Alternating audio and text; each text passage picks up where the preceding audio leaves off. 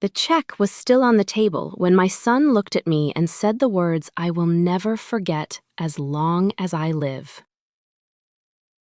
"Mom, we think it's time you found yourself a nice senior apartment." He said it the way you'd tell someone the weather was turning, the way you'd mention that the milk had gone bad. Casual, final, rehearsed. $85,000. That was the number written on the check he had just slid across my late husband's dining table into the waiting hands of my 19-year-old grandson Tyler, who would not meet my eyes. I sat very still. I remember the exact weight of the silver fork in my hand, the one that had belonged to Walter's mother, the one I had polished that very morning because Greg had told me this dinner mattered, that we needed to talk about the family, about the future. I had believed him. I had actually believed my own son wanted to sit at his father's table and talk about family.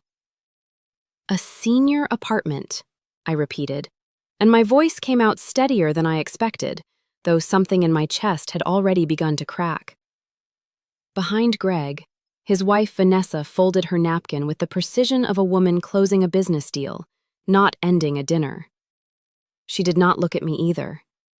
Nobody at that table looked at me, except Tyler, whose fingers trembled slightly around the check as if he already understood, somewhere underneath the excitement, that he was holding something that had been taken. I want you to understand something before I go any further. I am 69 years old. I have buried a husband, raised a son alone through two of the hardest years of grief a person can survive, and I have spent the better part of a decade being quietly, deliberately underestimated by the very people I gave my whole life to. What my son did not know, sitting there in his tailored blazer with his checkbook and his rehearsed sympathy, was that the woman he had just tried to fold up and put away in a 2-bedroom facility off Route 9 owned more of his world than he had ever bothered to ask about. But I am getting ahead of myself. Before I tell you what I did next, I need to tell you how we got to that table, because none of this, the check, the cruelty, the calm way my son dismissed 69 years of my life in a single sentence, none of it happened overnight. It built slowly, brick by careless brick, the way most betrayals do. And by the time I understood exactly what my son and his wife had been constructing behind my back, they had already convinced themselves the house was finished. If you have ever sat at a family table and felt smaller with every word someone said to you, you already know exactly how that dinner felt. Stay with me, because this story does not end with me packing a suitcase for Golden Oaks Senior Living. It ends somewhere they never once imagined I could reach, in a stone-faced colonial at the end of a cul-de-sac in a gated community 2 towns over, standing in a kitchen my daughter-in-law had already chosen the paint colors for, with my name, and not hers, on the deed. My name is Eleanor Whitfield, and for 39 years I was married to a man named Walter, who built something out of nothing with his bare hands and a used pickup truck, and who loved me in a way that made me foolish enough to believe our son would grow up to love the way his father did. Walter died 8 years ago, on a gray March morning, in the same bed where he had held me every night for almost 4 decades. I remember the hospice nurse closing the window, because Walter had always liked fresh air, even at the end. And I remember thinking that I would never again be looked at the way that man had looked at me for 39 years, like I was the most important structural decision he had ever made. Walter started Whitfield Construction Group in 1979 with $4,000 and a truck that broke down more than it ran.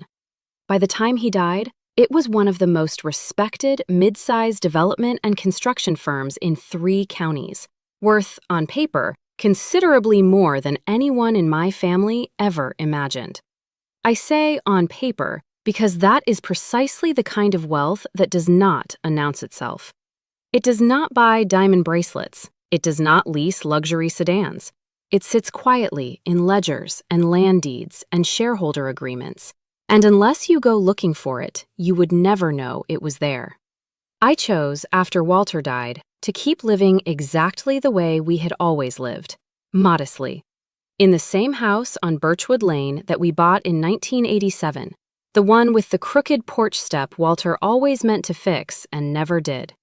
I still run my little antique shop 3 days a week downtown, not because I need the income, but because sorting through other people's old treasures, cleaning silver, restoring the legs on a Victorian writing desk, that work steadies my hands and my mind. It reminds me of Walter, who could fix anything with patience and the right tool. Simplicity was never poverty. It was a choice.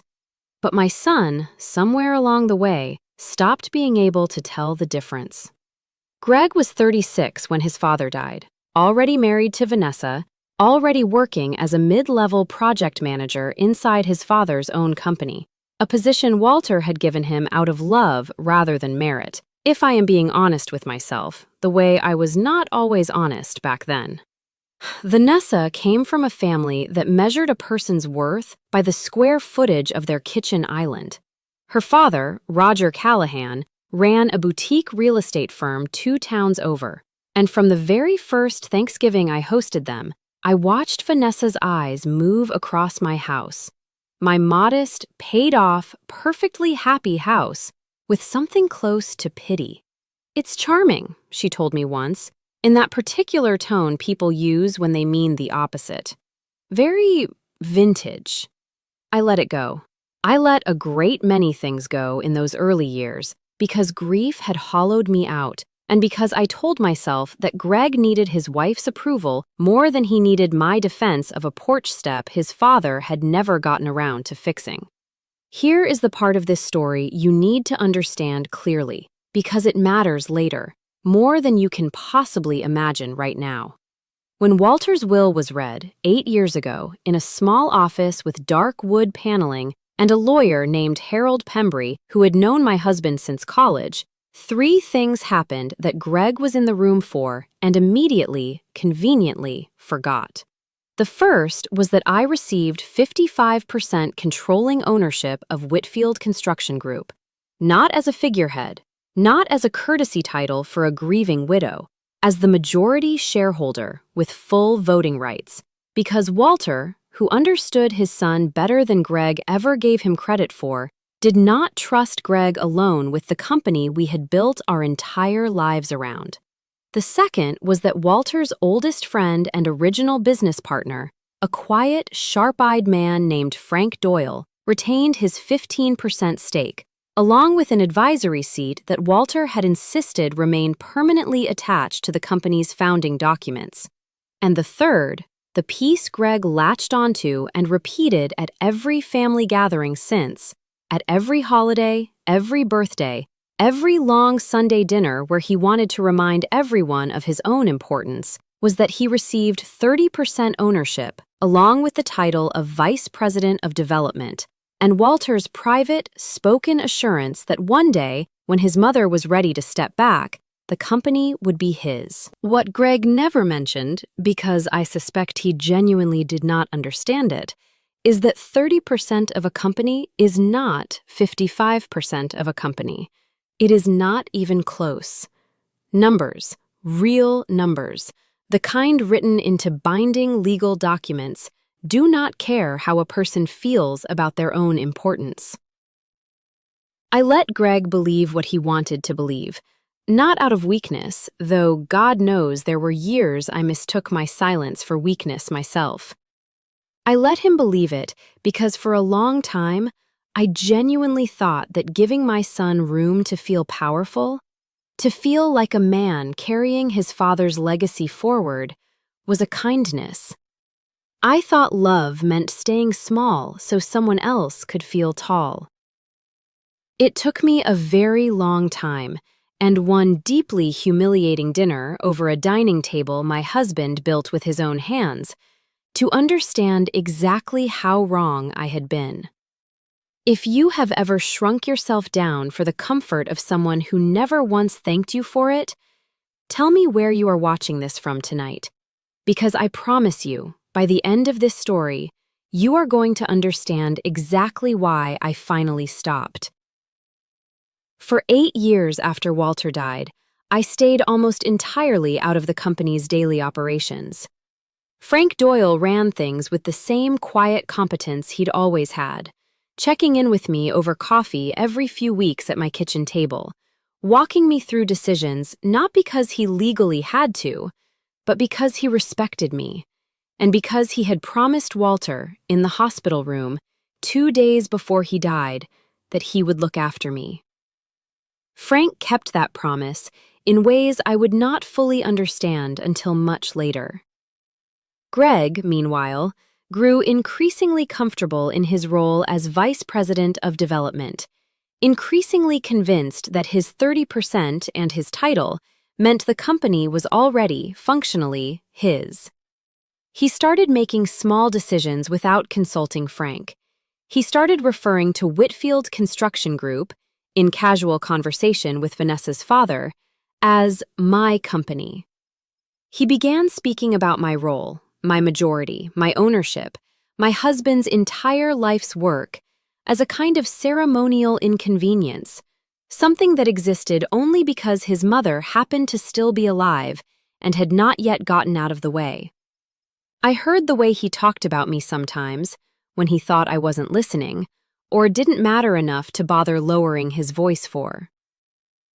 "Mom's not really business-minded," he told Vanessa's father once, at a barbecue 2 summers ago, standing close enough to the grill that he assumed the sizzle would swallow his words.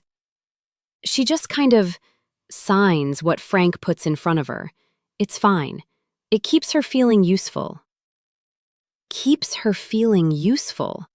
As if 55% ownership of a multi-million-dollar construction firm was a hobby I'd been handed to occupy my grieving hours, like a jigsaw puzzle or a knitting circle.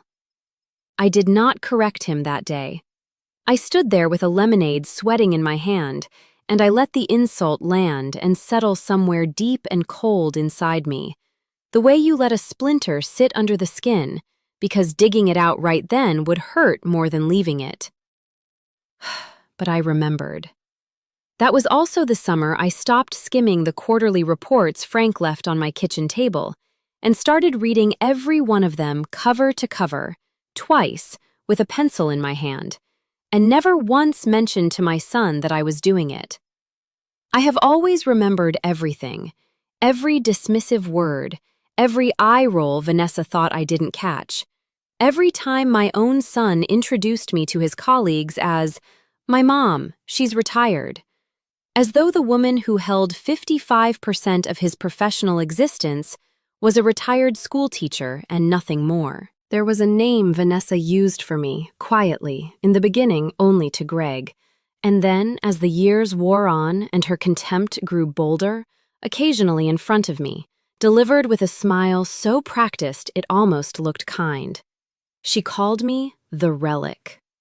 At first, Greg would laugh it off nervously when I overheard it.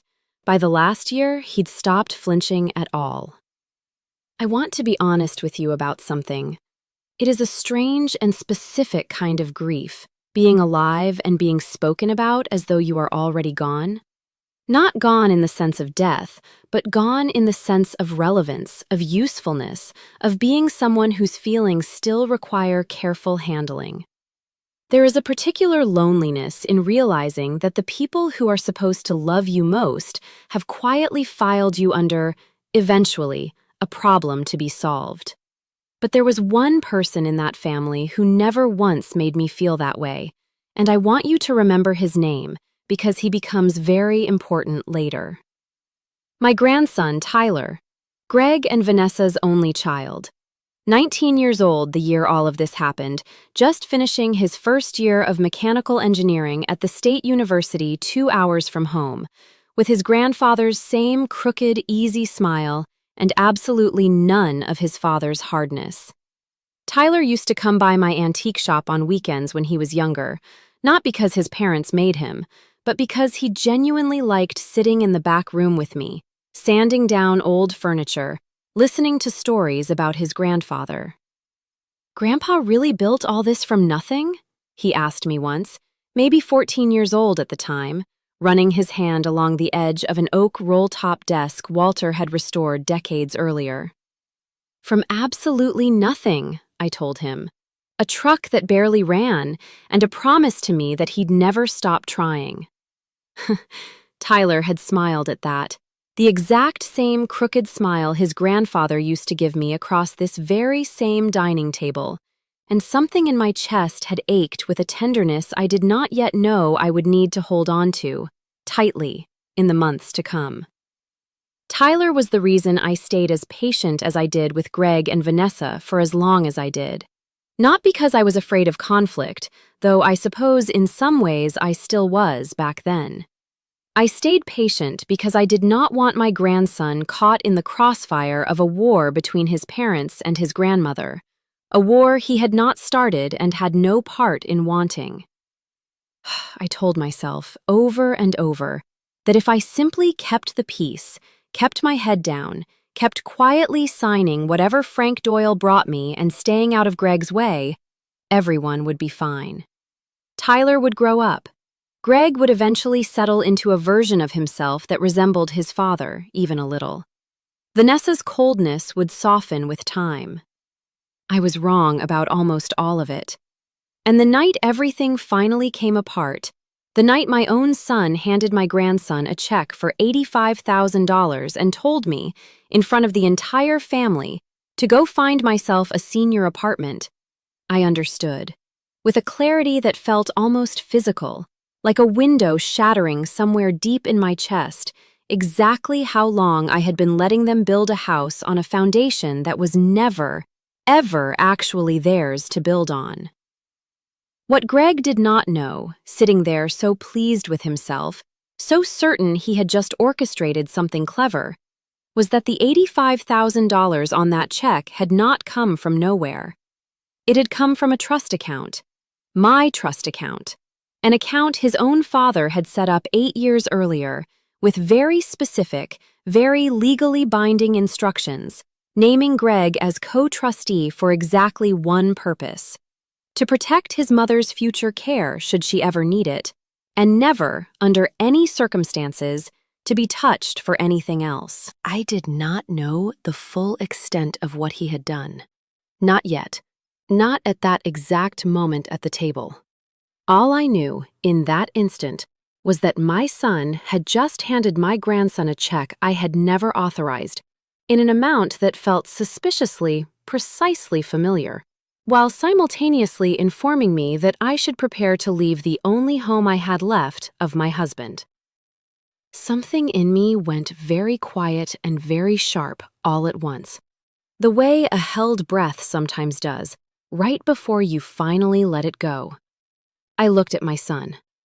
I looked at his wife, sitting there with her wine glass, watching me the way you'd watch a television program you already knew the ending to. And I looked, finally, at my grandson, who was staring down at that check like it had suddenly grown too heavy for his hands. "Well," I said, and I remember my own voice sounding strange to me, calm in a way I did not entirely feel. "Isn't that interesting?" Nobody at that table understood, in that moment, exactly how interesting it was about to become. But I did. And that night, for the first time in 8 long years of staying small so other people could feel tall, I went home to Birchwood Lane, sat down at my late husband's desk, and began, very quietly, very deliberately, to remember exactly who I was. If you have ever had someone underestimate you so completely that they handed you the very tools you would eventually use against them, you already know the strange, cold satisfaction that was beginning to settle into my bones that night. It would take weeks before I understood the full shape of what Greg and Vanessa had actually done. It would take months before I finished building what I was about to build. But that dinner, that check, that single careless sentence about a senior apartment, that was the night the woman they called the relic stopped agreeing to disappear. The morning after that dinner, I did not cry, though I suspect Greg and Vanessa expected me to. I have cried plenty in my life. At Walter's funeral, at the sight of his empty chair every single holiday since, in the quiet hours of certain anniversaries when the house feels too large and too silent all at once. But that particular morning, sitting alone at my kitchen table with a cup of coffee going cold in front of me, I felt something entirely different settle over me. Not sorrow, something closer to clarity. I want to walk you through exactly how I got to that dinner table, because the $85,000 and the senior apartment comment were not an isolated cruelty. They were the final brick in a wall my son and his wife had been building, slowly, patiently, for years, brick by careless brick, each one small enough that I could almost convince myself I was imagining the shape the wall was taking. It started, if I trace it back honestly, about 3 years after Walter died, when Vanessa first suggested, gently, almost lovingly, that I might be more comfortable in something smaller. "This house is so much upkeep for one person, Eleanor," she said. Standing in my kitchen with her hand resting on the granite countertop she'd once offered to help me install, as though the offer itself were a gift rather than the opening move of a much longer campaign. "Have you ever thought about downsizing? There are some really lovely communities now. Very active, very social." I told her, politely, that I liked my house, that my husband had built the bookshelves in the living room with his own hands, that the crooked porch step held 40 years of memories, and that I had absolutely no intention of leaving Birchwood Lane. She smiled, that same practiced smile, and let the subject drop, the way a skilled negotiator lets a rejected offer drop, knowing full well she would raise it again, later, from a different angle, when the ground had softened. And she did raise it again, over and over, for years, in a dozen different disguises. Concern about my safety living alone, concern about the cost of maintaining such a big property on a fixed income, though my income was never actually fixed, and Vanessa had no real idea what my finances looked like because I had never once shown her. Concern, eventually, framed as concern for Tyler, about how much easier things would be for everyone if Grandma were settled somewhere more manageable before, God forbid, something happened. I began to understand, somewhere around the 5th or 6th year of these conversations, that Vanessa was not actually worried about my safety. She was worried about my address, about the equity sitting quietly in a paid-off 4-bedroom house on a desirable street, equity that, in her mind, belonged not to me, but to a future inheritance she had already spent, in her imagination, several times over.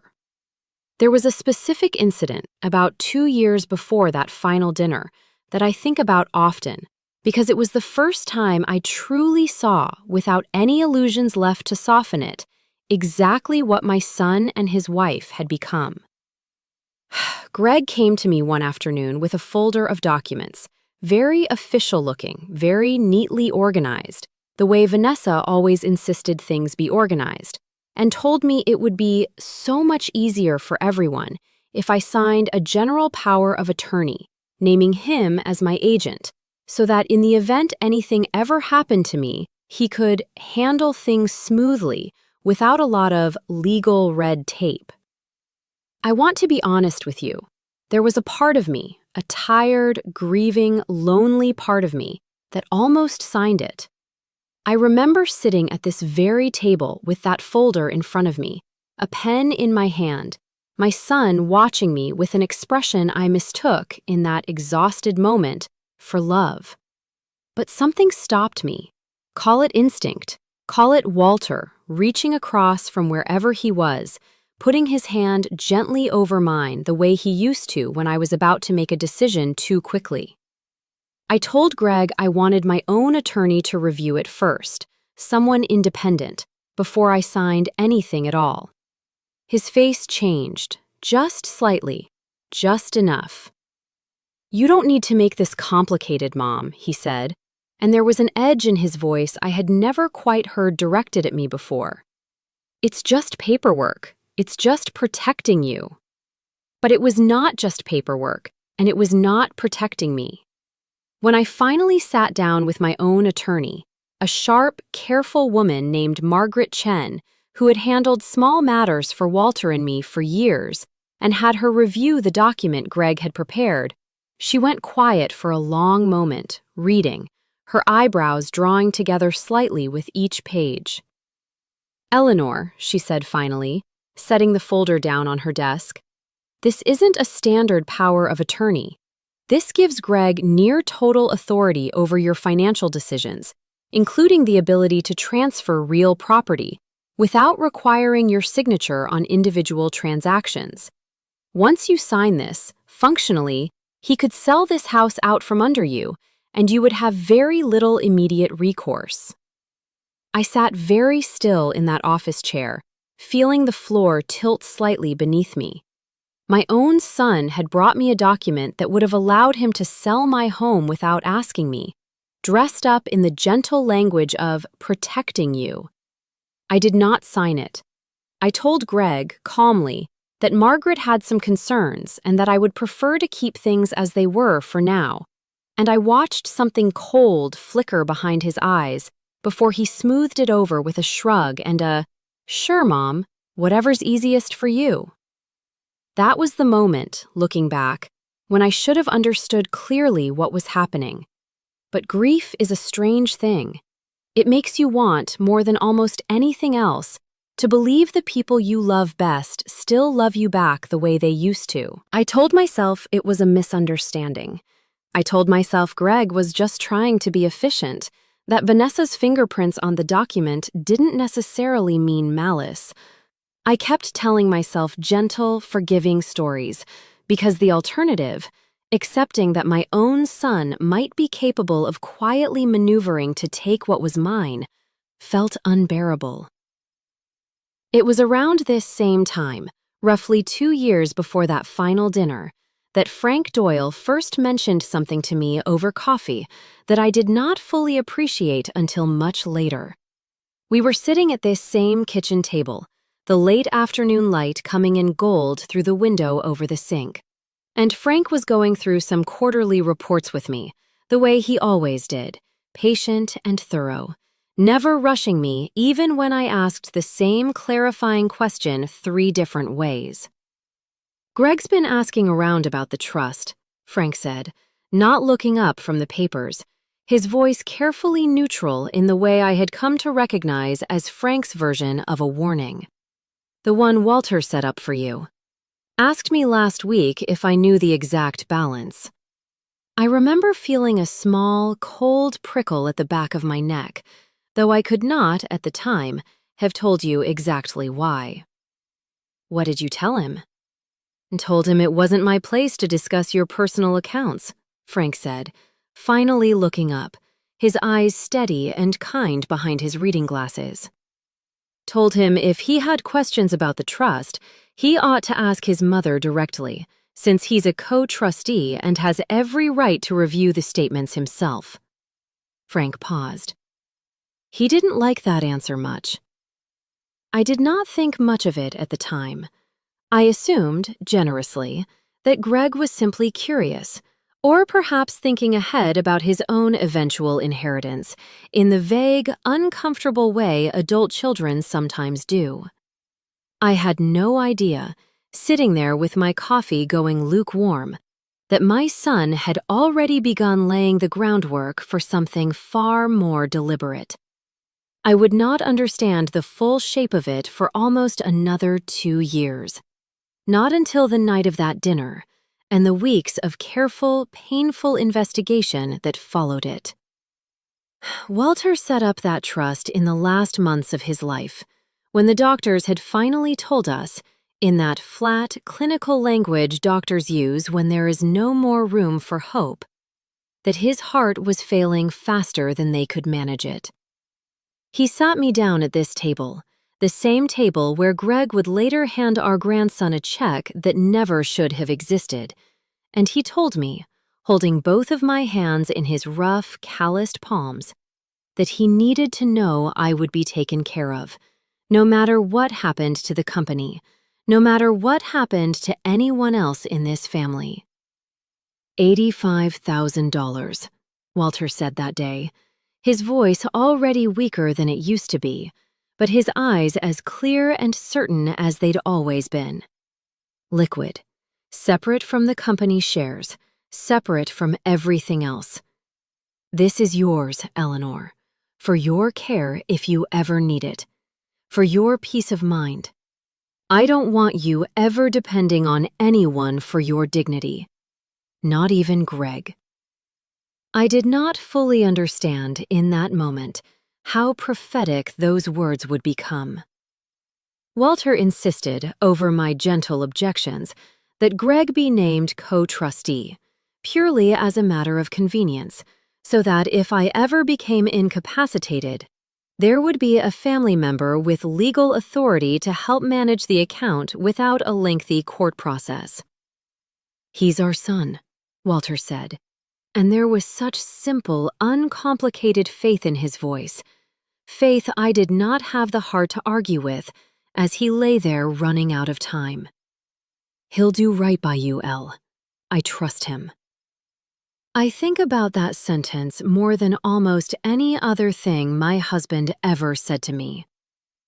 "He'll do right by you." I have spent a great deal of time since wondering whether Walter, in his final months, simply could not let himself imagine any other possibility because the alternative was too painful to carry into whatever came next.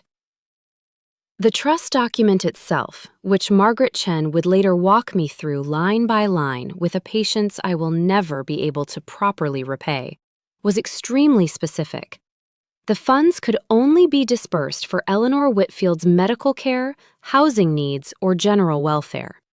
Any disbursement exceeding $5,000 required documented justification and, crucially, my written consent as the primary beneficiary. Greg's role as co-trustee gave him administrative access to manage and monitor the account. It did not, under any legal interpretation, give him the authority to simply withdraw $85,000 and hand it to someone else entirely. I did not know on the night of that dinner that this was exactly what he had done. I only knew, watching that check pass from my son's hand into my grandson's, that the number felt strangely, uncomfortably familiar, and that something about the entire performance, the rehearsed casualness, Vanessa's carefully arranged expression, Tyler's inability to meet my eyes, told me this had all been decided long before anyone thought to include me in the conversation.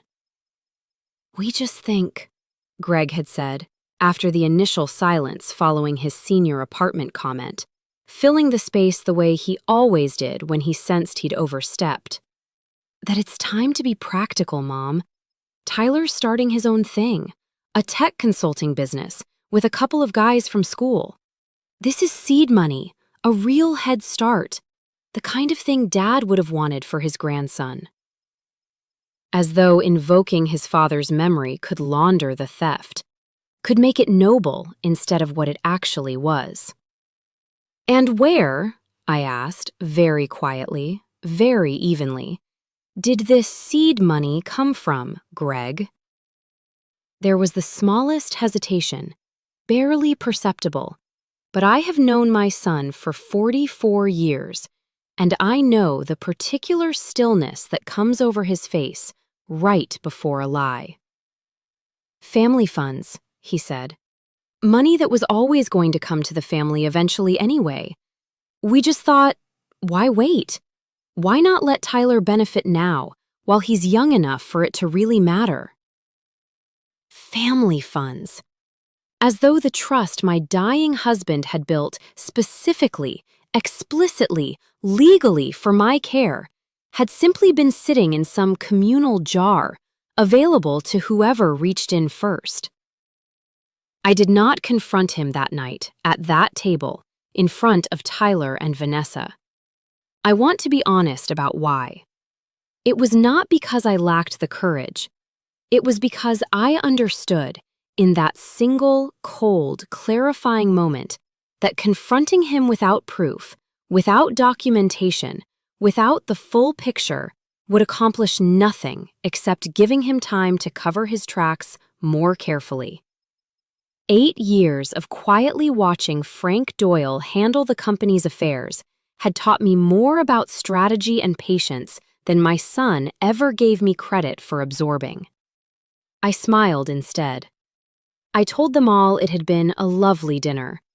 I hugged Tyler goodbye, holding him just a beat longer than usual, feeling his shoulders, still soft with youth, still capable of becoming someone better than his father. And I drove home in the dark with my hands steady on the wheel and my mind already working faster than it had in years. I did not sleep much that night.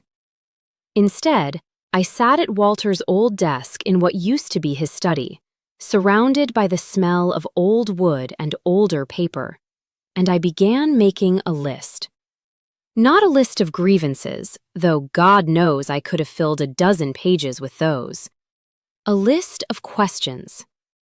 What exactly had happened to that $85,000? Who had authorized it? What documentation existed? And underneath all of it, one question I kept circling back to, again and again, until the sky outside began to lighten toward morning. What else, over the past 8 years, had my son quietly taken while I sat here polishing silver and telling myself I was keeping the peace? They had no idea, sitting comfortably in their new life, congratulating themselves on how easily the old woman had accepted her fate, exactly how much I was about to find.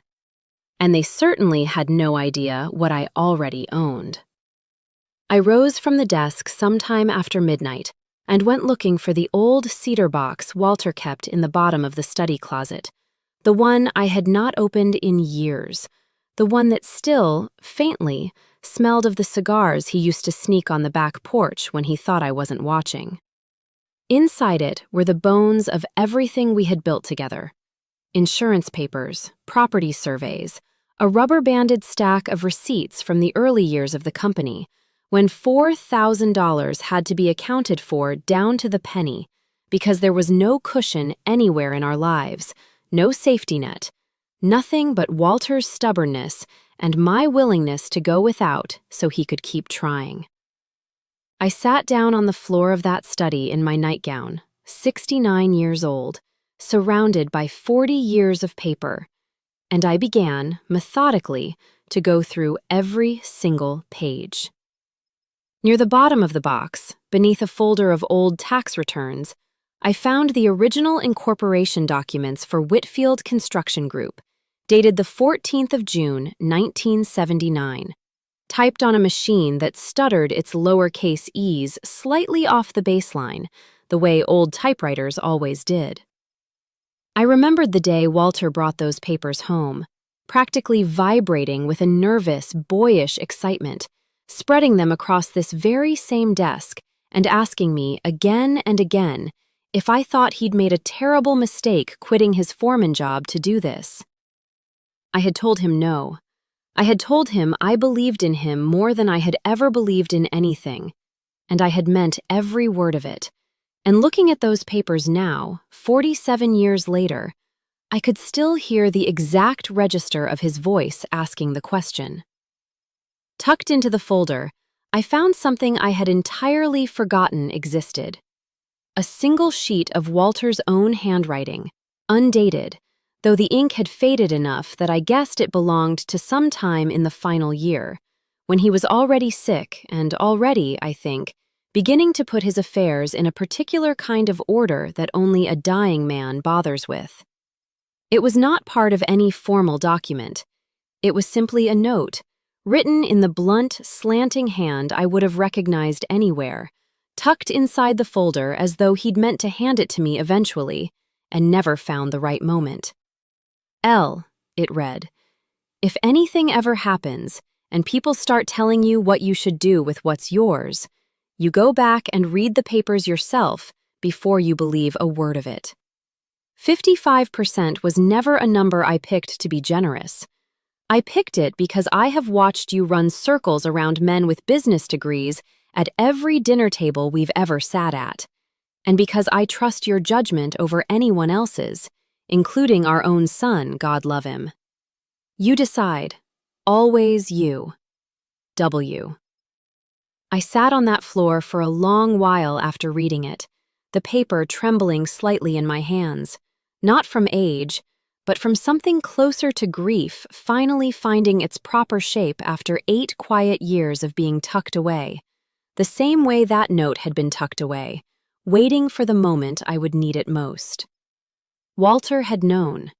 Somewhere in that failing body, in those final months, he had already understood something about our son that I had spent 8 more years refusing to fully see. I do not know if that knowledge should have comforted me or devastated me further. That night, it managed somehow to do both at once. I thought, sitting there, about the day Harold Pembry read us the will, the small paneled office with its smell of old coffee and older leather, the way Greg had sat very straight in his chair the moment his own 30% was announced, the way his shoulders had visibly relaxed, as though the specific number mattered less to him than the general shape of being included at all. I remembered, too, something I had not thought about in years, the flicker of something unreadable that crossed his face when Harold explained, in his careful legal language, that my 55% carried full and unrestricted voting control, and that no decision regarding the company's leadership, structure, or sale could be made without my explicit written consent. Greg had asked that day, almost too casually, whether that meant I could simply overrule him on anything, at any time, for any reason. Harold had said yes. Greg had laughed it off as a hypothetical he had no interest in. I understood now, with the clean, cold clarity of hindsight, that it had never been a hypothetical to him at all. It had been the exact obstacle he had spent 8 years quietly trying to plan around. I let myself remember other things that night, too. Small moments I had folded away over the years, because examining them too closely would have hurt too much at the time.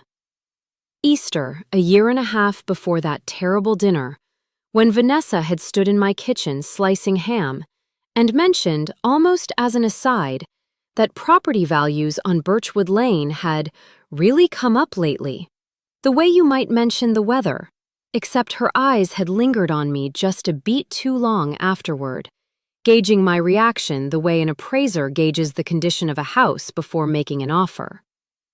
I remembered Tyler's high school graduation party, 14 months before the dinner, when the professional photographer Vanessa hired arranged the family photos with a precision that somehow, entirely by accident, she insisted, always seemed to leave me standing at the very edge of the frame, half cut off, while she and Greg and Roger Callahan occupied the center. I had told myself at the time that I was imagining a slight where none was intended. Sitting on that study floor with Walter's note in my lap, I no longer believed I had imagined anything at all.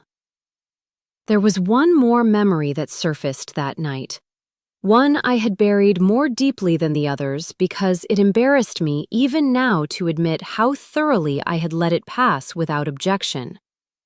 Roughly a year before the dinner, at a family barbecue in Greg and Vanessa's backyard, I had overheard Greg on the phone with someone, standing near the fence line where he clearly believed no one could hear him over the noise of the grill and the children splashing in the small inflatable pool Tyler was by then far too old for, but Vanessa insisted on keeping for appearances.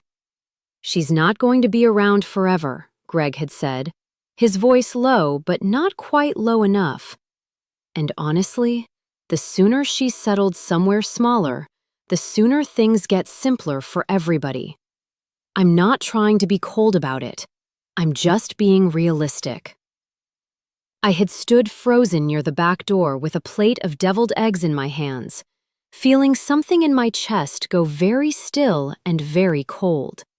And then I had walked back inside, set the plate down, and told myself I must have misheard the tone, if not the words. I had wanted so badly to believe I had misheard it.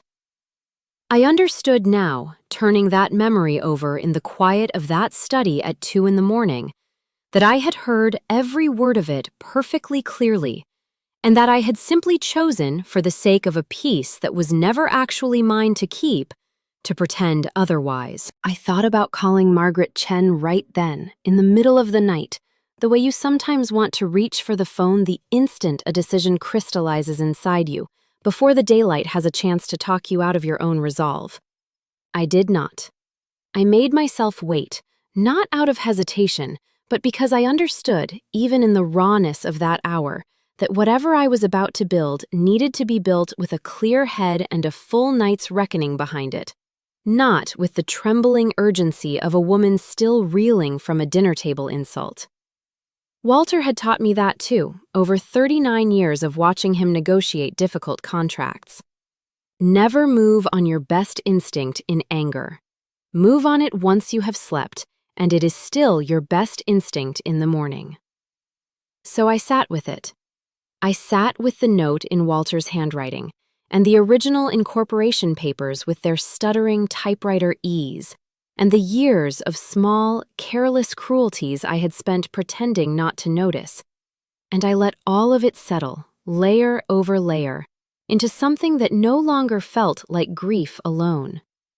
By the time the sky outside the study window had begun to soften from black to the deep gray blue of early morning, I understood with absolute certainty exactly whom I needed to call first, and exactly why it could not wait past sunrise. Frank Doyle had kept his promise to Walter for 8 quiet years, checking in over coffee, walking me patiently through numbers I had once claimed not to understand, simply because it was easier than admitting how closely I had actually been paying attention. He was the one person in this entire tangled mess who had never once treated my ownership as a formality, never once suggested, even gently, that I step back and let someone more capable take the reins. If there was a foundation solid enough to build the rest of this on, it began with him, the same way it had begun 47 years earlier, with a broken-down truck, $4,000, and 2 people who trusted each other completely. I made a cup of coffee I barely touched, showered, dressed, and sat at my kitchen table watching the clock on the stove tick towards 7, Walter's note folded carefully into the pocket of my cardigan, resting against my chest like something I needed to keep close. I did not know yet, sitting there in the gray early light, exactly how far this would go, how many rooms it would eventually pass through, how many people would eventually have to answer for what they had done.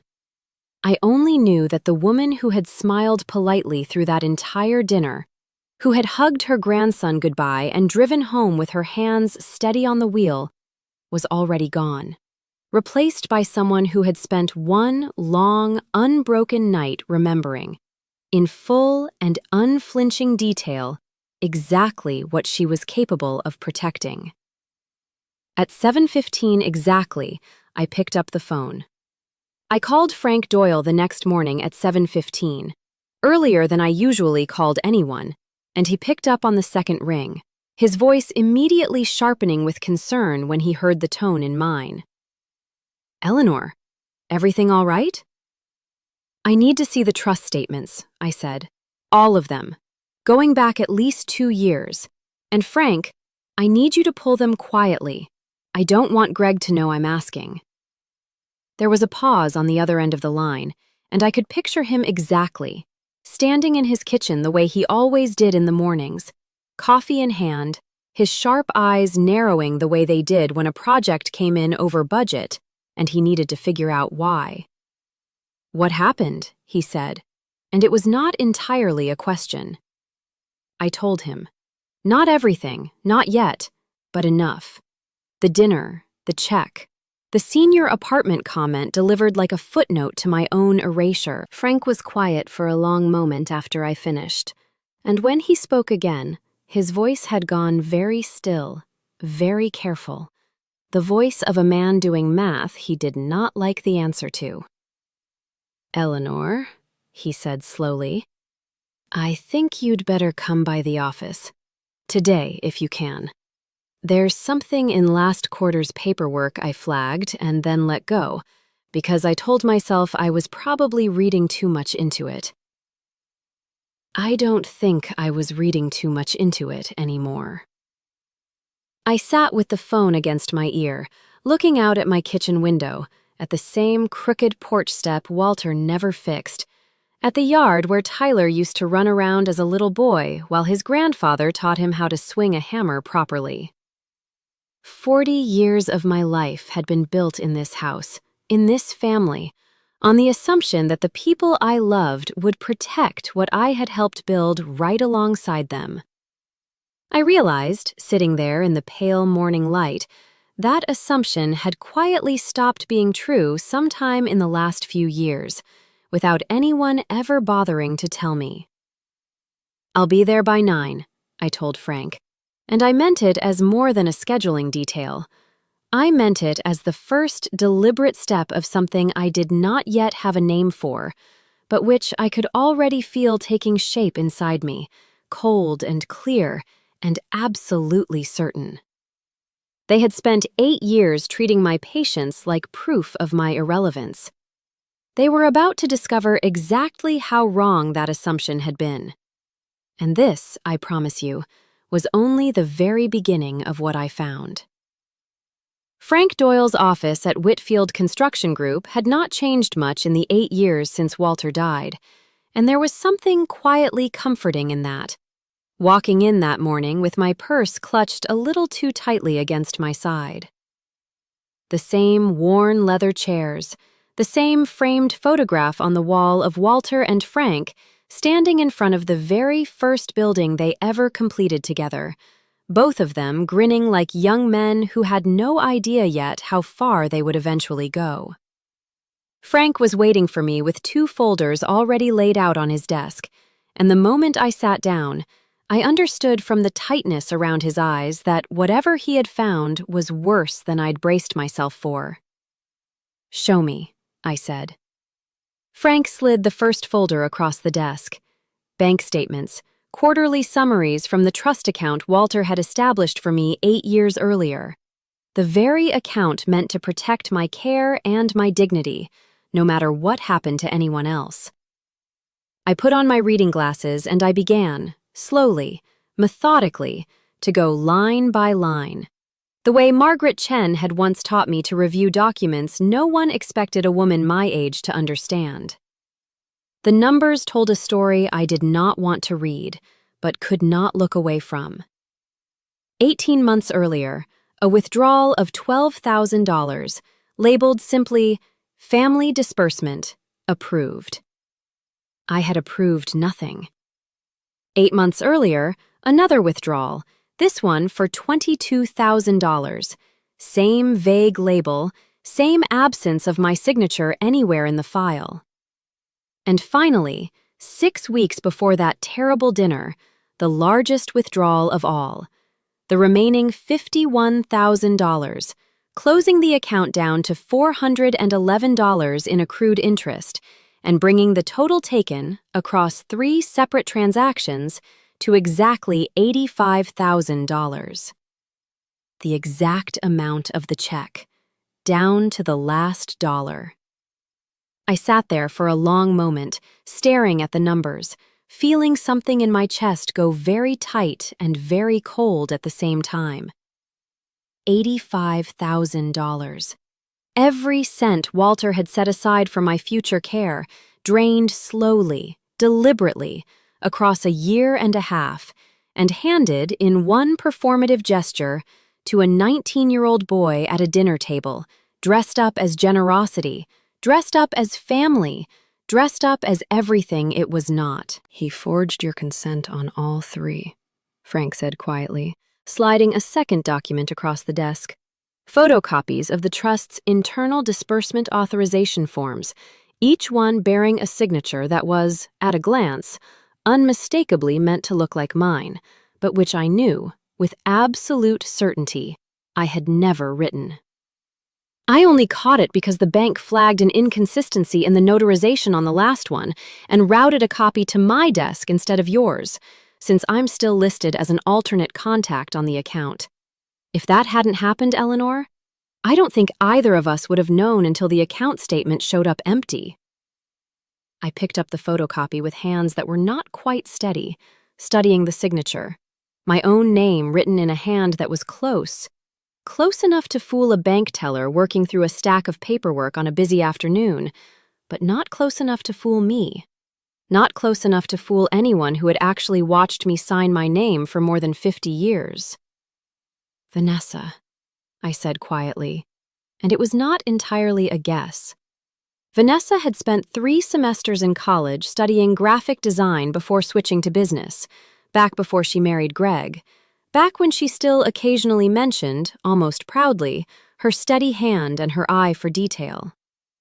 I had complimented her handwriting once, years ago, at a holiday card exchange, never imagining I was filing away information I would one day need. Frank did not confirm or deny it. That was not his place, and he knew it. But he did not argue with me either. Whatever happened here, Eleanor, this is forgery.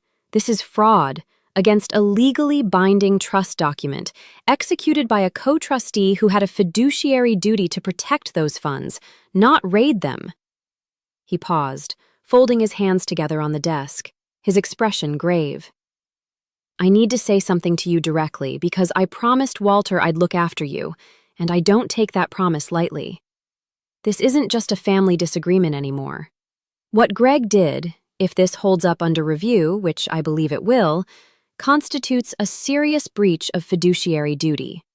Possibly criminal fraud, depending on how you want to handle it. I sat with that word for a long moment. Criminal. My son.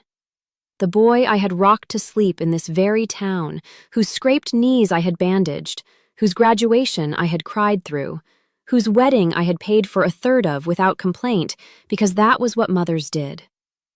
I felt something crack open inside me. Grief layered over rage, layered over a strange, disorienting kind of clarity, the way ice sometimes fractures all at once across a lake you thought was solid.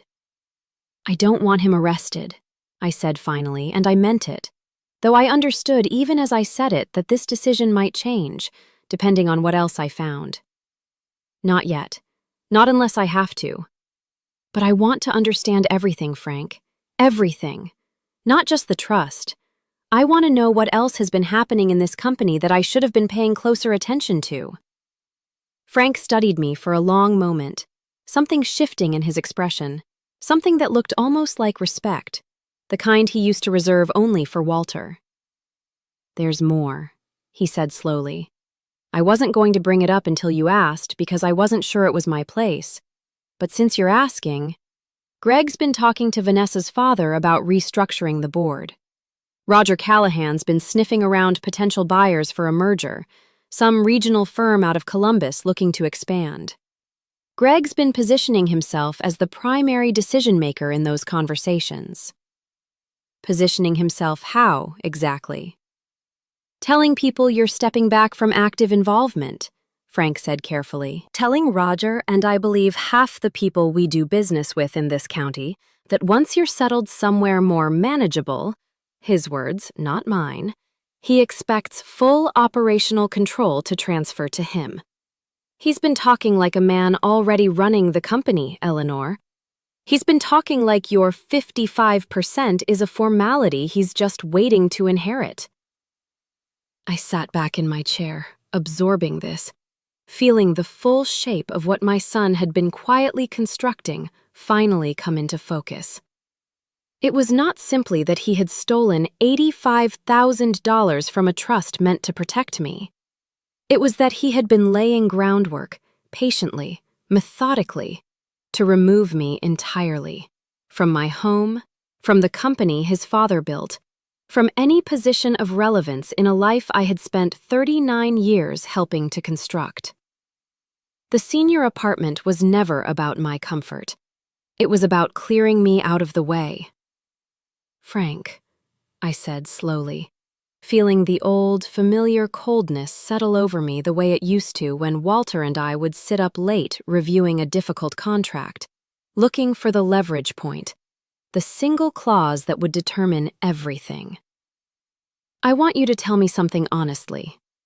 If I wanted to exercise my full authority as majority shareholder, not eventually, not someday, but now, what exactly would that look like?"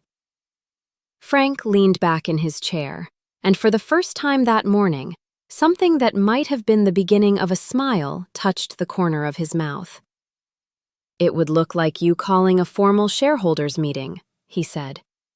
"It would look like you reviewing Greg's conduct as an officer of this company and as co-trustee of your personal trust, and deciding, with full legal standing, whether he remains fit to hold either position."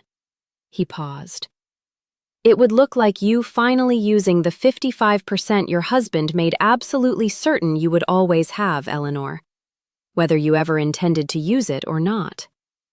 Then he took his reading glasses off and set them down on the desk, and when he spoke again, it was not in his business voice at all. "And I'm going to say one thing I've had no right to say for 8 years, and then I'll leave it alone. Your son has kept you close because you were useful to him. Being useful to someone is not the same as being loved by them, Eleanor. I watched Walter love you for 40 years, and I know the difference on sight. Whatever Greg has been doing, it is not the same animal." I sat there in that quiet office, morning light slanting through the blinds across Walter's old photograph on the wall, and I felt something settle inside me that had been unmoored for 8 long years. Grief does strange things to a person's sense of their own power. It had taken me almost a decade to remember that I had not simply inherited a company when Walter died. I had inherited control. Real, legally binding, irrevocable control. And I had spent every year since letting my own son believe otherwise, because I mistook generosity for wisdom and quiet for weakness. "Draft the meeting notice," I told Frank, and my voice did not shake at all. "I want it formal. I want it documented. And Frank, do not tell Greg I know about the trust yet. Not yet. I want to understand the full picture before he understands that I've seen it." Frank nodded slowly, already reaching for a legal pad, already beginning to work through the mechanics of what I was setting into motion. And as I sat there watching him write, I felt, for the first time since that terrible dinner, something that was not quite peace, but was close enough to it that I let myself hold on to it. My son thought he had handed an old woman a check and a polite suggestion to disappear. What he had actually done, without ever meaning to, was hand her every reason she needed to finally, completely, remember who she was. That afternoon, driving home from Frank's office, I made a decision that would shape everything that came after, though I did not fully understand its significance until much later. I decided not to say a single word to Greg or Vanessa about what I had learned. Not yet. Instead, I decided to watch, to listen, to let them keep talking, keep planning, keep revealing themselves in the small, careless ways people do when they believe no one dangerous is paying attention. It was Tyler, strangely enough, who gave me my next piece of the puzzle, entirely without meaning to, a little over a week later, and what he told me changed the entire shape of what I was building. Tyler showed up at my antique shop on a Tuesday afternoon, about 10 days after that dinner, wearing the same guilty, uncertain expression he'd worn at the table when he took that check. I was in the back room, restoring the hinges on an old cedar chest, when the bell over the front door chimed, and I looked up to see my grandson standing there in the doorway, hands shoved deep in his jacket pockets, looking younger than his 19 years. "Hey, Grandma," he said quietly, and there was something in his voice, some careful, weighted hesitation, that told me immediately this was not a casual visit. "Tyler," I said, setting down my tools, keeping my voice warm and even, the same voice I'd used with him since he was small enough to sit on my knee while I told him stories about his grandfather. "Come sit down. I'll put the kettle on." He sat at the little table in the back room, the same table where he used to do his homework as a boy while I worked on restorations, and for a long moment he simply stared at his hands, not speaking at all. I did not push him. I have learned over almost 70 years of living that some truths need room to arrive on their own timeline. I busied myself with the kettle instead, filling it at the small sink in the back corner of the shop, setting it on the little hot plate I kept there for exactly these kinds of afternoons, the ones that needed tea more than conversation to get started. The shop smelled the way it always did in late afternoon, of lemon oil and old varnish, and the faint metallic tang of the brass polish I'd used that morning on a set of candlesticks a widower from 2 streets over had brought in, hoping to have them ready for his daughter's wedding.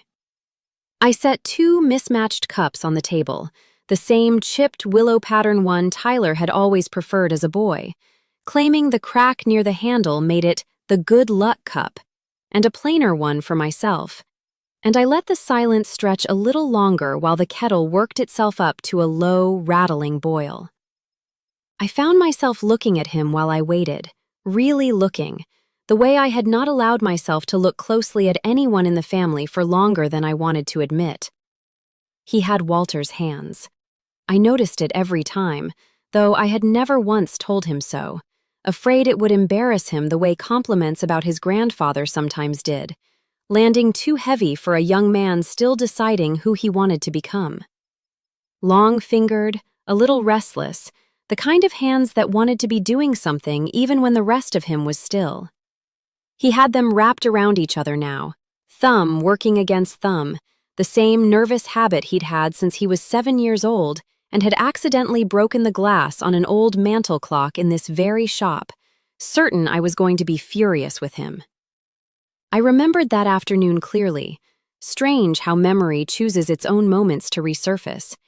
He had stood exactly where he was sitting now, except smaller, 7 years old and stricken, holding the 2 pieces of shattered glass in his cupped hands like an offering, his eyes already filling before I'd said a single word. I had knelt down to his height, taken the glass gently from his hands, and told him that glass could always be replaced, that the clock itself was not hurt at all, and that the only thing that would have actually upset me was if he'd tried to hide it from me instead of telling me the truth.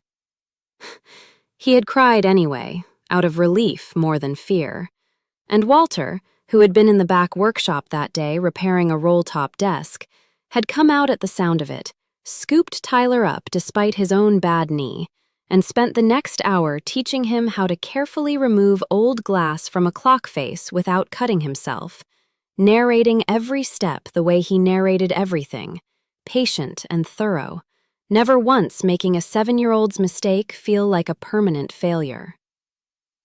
That was the version of this family I had spent years quietly hoping would win out over the other one. The patient version. The version that measured a person by their honesty rather than their usefulness.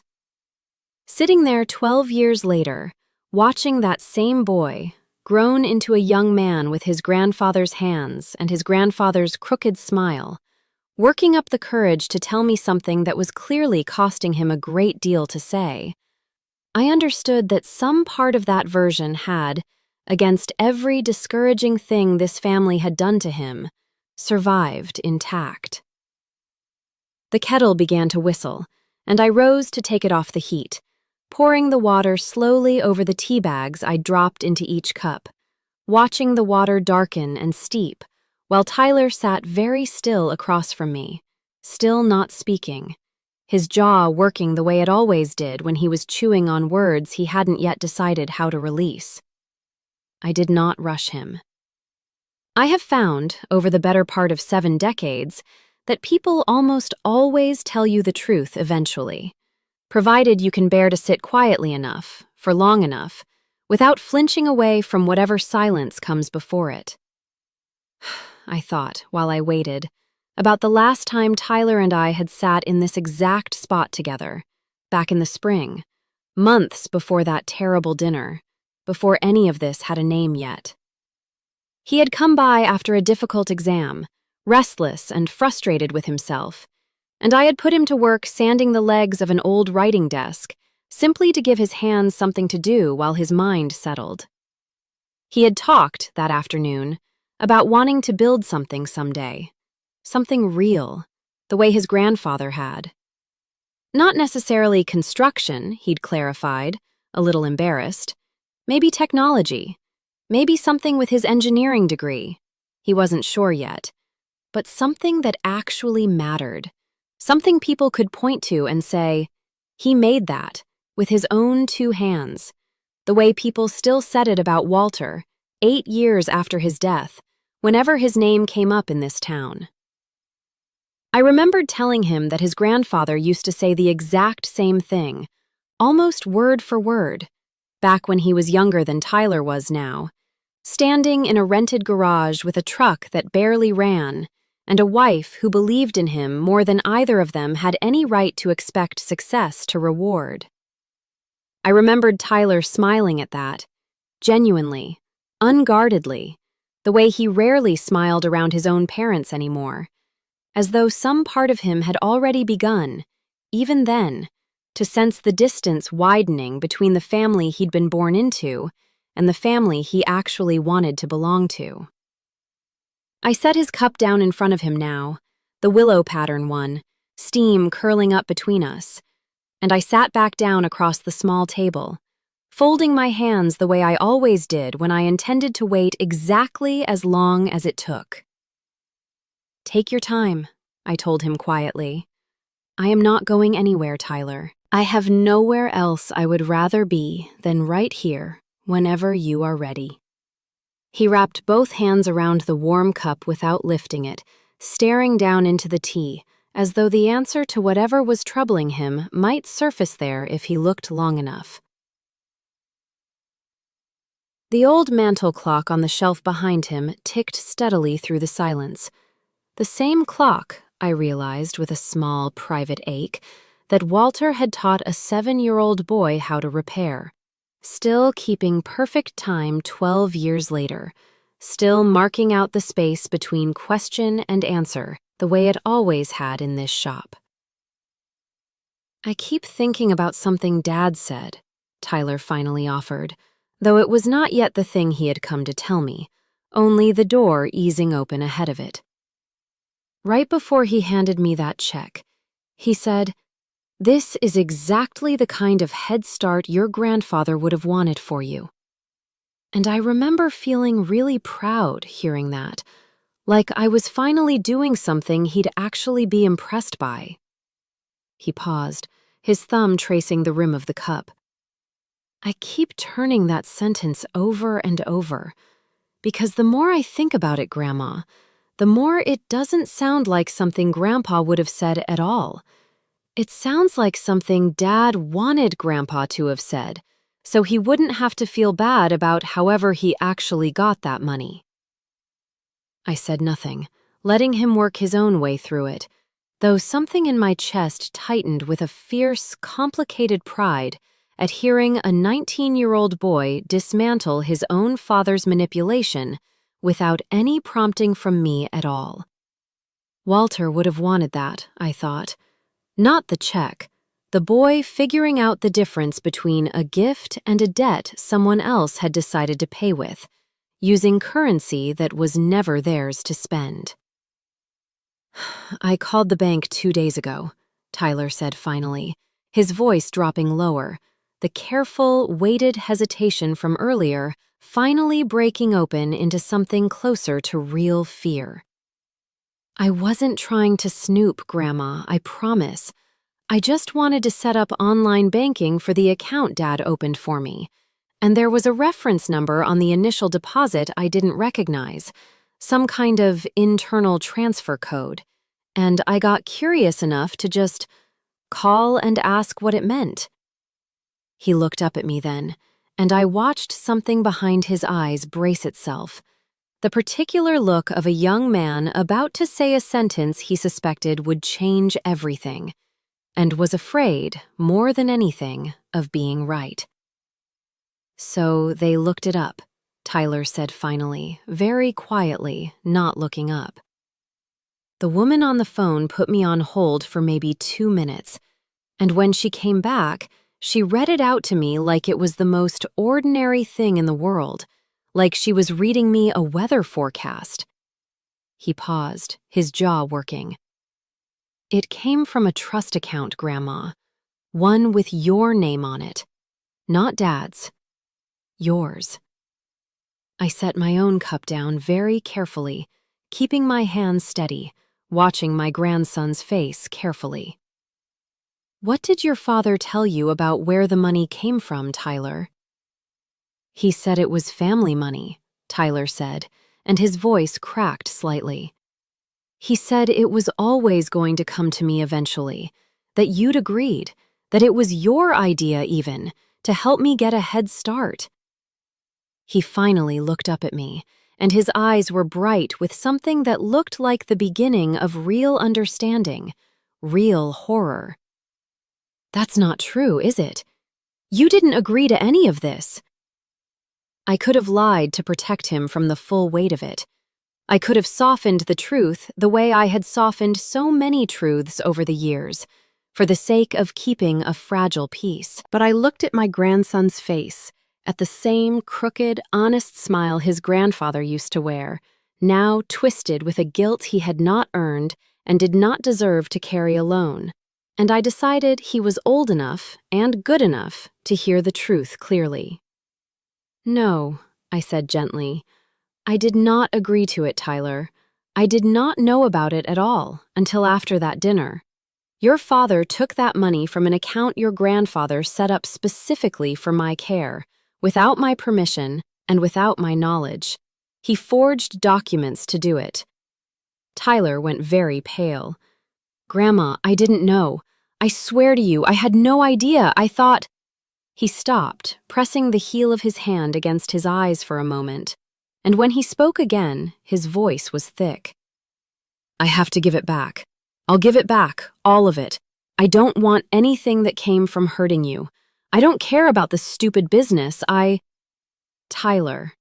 I reached across the table and took his hand, the same way I used to when he was small and frightened of thunderstorms. "Look at me. You did nothing wrong. You are 19 years old, and your father lied to you, the same way he has been lying to a great many people for a very long time. This is not your burden to fix. Do you understand me?" He nodded, though I could tell he did not entirely believe me, not yet. There was a long silence between us, filled only by the soft ticking of that same old mantel clock on the shelf behind him. And then Tyler said something that told me exactly how much this had already been eating at him. "There's something else," he said quietly. "I heard Mom on the phone last week, with Grandpa Roger. They were talking about a house, Ashbrook Estates, some gated community 2 towns over. Mom's been talking about it for months, actually, but I heard her tell him they're finally ready to make an offer, that the timing's finally right." He paused, his brow furrowing. "She said something about, once things settle with Eleanor. I didn't think much of it at the time. I think I understand it now." I sat very still, feeling the pieces shift and click into a new, uglier shape. Ashbrook Estates. I knew of it vaguely, a gated community of large, ostentatious homes built about 6 years ago, the kind of place with a manicured entrance sign and a homeowners association that policed the color of your mailbox. Vanessa had mentioned it to me exactly once, at a birthday dinner 2 years earlier, with the particular wistfulness of a woman describing a life she felt entitled to but had not yet acquired. "Once things settle with Eleanor," I repeated slowly. "I think—" Tyler hesitated, clearly working through something painful in real time. "I think some of that money, Grandma. I think some of what Dad gave me for the business, I think it wasn't really all for me. I remember Mom saying something right after about how it would free up some of their savings for the closing costs on the new place. I didn't put it together until right now, saying it out loud to you. I sat back in my chair, feeling something cold and clear settle fully into place inside me. My son had drained a trust meant to protect his own mother's care, disguised part of it as generosity toward his grandson, and quietly redirected another portion of his family's freed-up savings toward buying his wife a house in a gated community, a house they intended to purchase in part using money my dying husband had specifically set aside to protect my dignity, my care, my future. And they had planned to do all of this while shuffling me off to a senior apartment, out of sight, out of mind, unable to object because I would never have known enough to connect the pieces. "Tyler," I said finally, my voice quiet but very steady, "I need you to do something for me, and I need you to understand that I am not asking you to spy on your parents or to betray them. I am asking you to simply keep your eyes open, the way you already have been, and to tell me if you hear anything else about that house. Can you do that?" He nodded immediately, fiercely, some of the guilt in his expression shifting into something more like resolve. "I can do that. Grandma, I'm sorry. I should have asked more questions. I just wanted to believe them." "I know," I said softly, squeezing his hand. "I understand that better than you could possibly know. I spent 8 years wanting to believe them too." I paused, and something in my chest ached with a tenderness I had not expected to feel that afternoon, sitting in the back of my little shop with my grandson's hand in mine. "But you are not your father, Tyler. You proved that today, the moment you decided the truth mattered more than the money. Do not ever let anyone tell you otherwise." He left that afternoon looking lighter than he had when he arrived, though I could tell the weight of what he'd learned would take time to fully settle. I sat alone in the back room for a long while after he left, the kettle going cold beside me, turning over everything I now knew.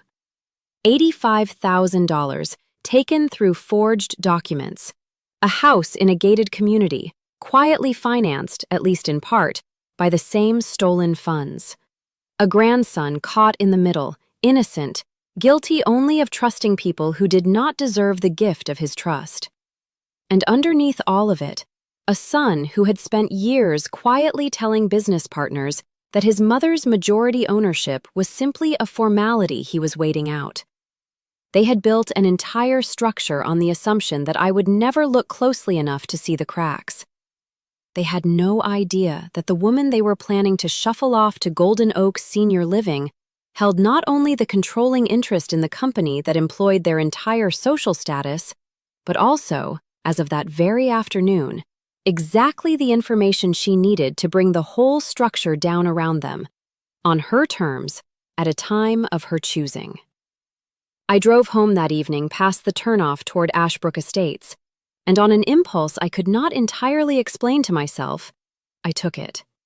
I drove slowly through the gated entrance, unmanned that time of evening, the gate standing open for a delivery truck ahead of me, past manicured lawns and houses with 3-car garages, and yard signs from real estate agencies I recognized from Vanessa's occasional mentions. And there, near the end of a cul-de-sac, I saw it. A realty sign, freshly planted, reading, "Under contract, pending." A beautiful stone-faced colonial, the kind of house that photographed well for social media, the kind of house Vanessa had clearly been dreaming about for years.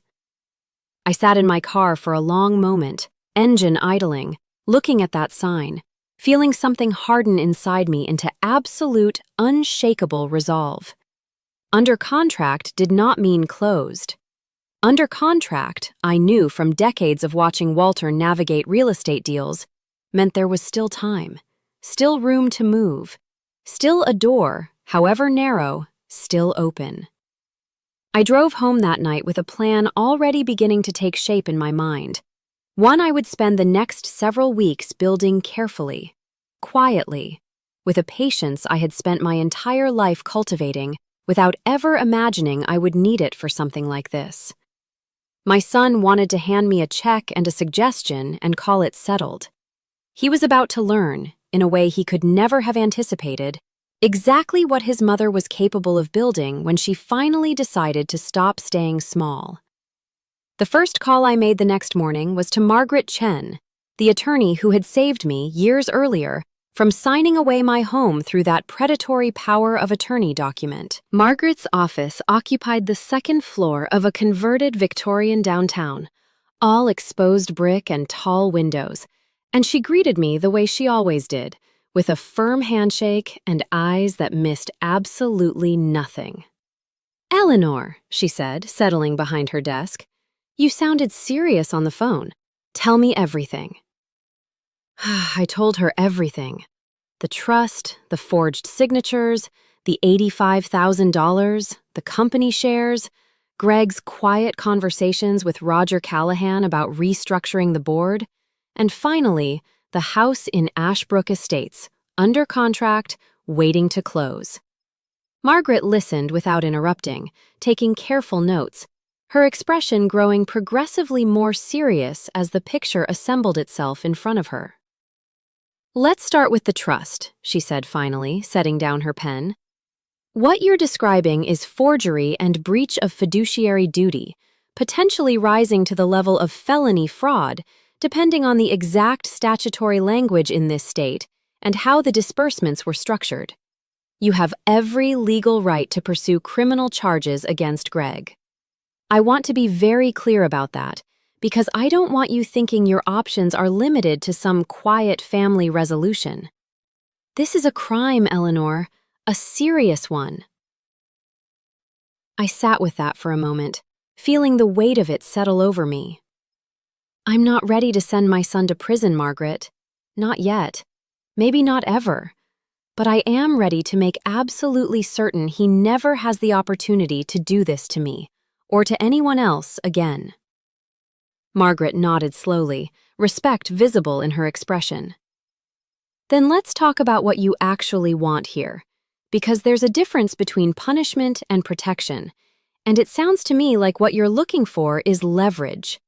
Real, undeniable leverage that puts you back in complete control of your own life, your own assets, and this company, in a way that Greg cannot argue with, cannot manipulate, and cannot undo." "Yes," I said, and the word came out with more certainty than I had felt in years. "That is exactly what I want." Over the next hour, Margaret and I built the framework of a plan that would occupy nearly every waking thought I had for the next several weeks. First, documentation. Margaret would formally request certified copies of every trust disbursement record, along with a handwriting analysis on the forged authorization signatures, building an ironclad paper trail that Greg would not be able to dispute or explain away. Second, corporate governance. Margaret would work directly with Frank Doyle to draft the formal notice for a shareholders' meeting, one that would allow me, as majority owner, to formally review Greg's conduct as an officer of the company and determine, with full legal authority, whether he remained fit to continue in his position.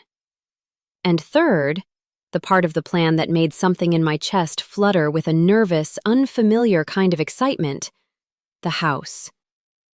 "Tell me more about Ashbrook Estates," Margaret said, leaning forward slightly.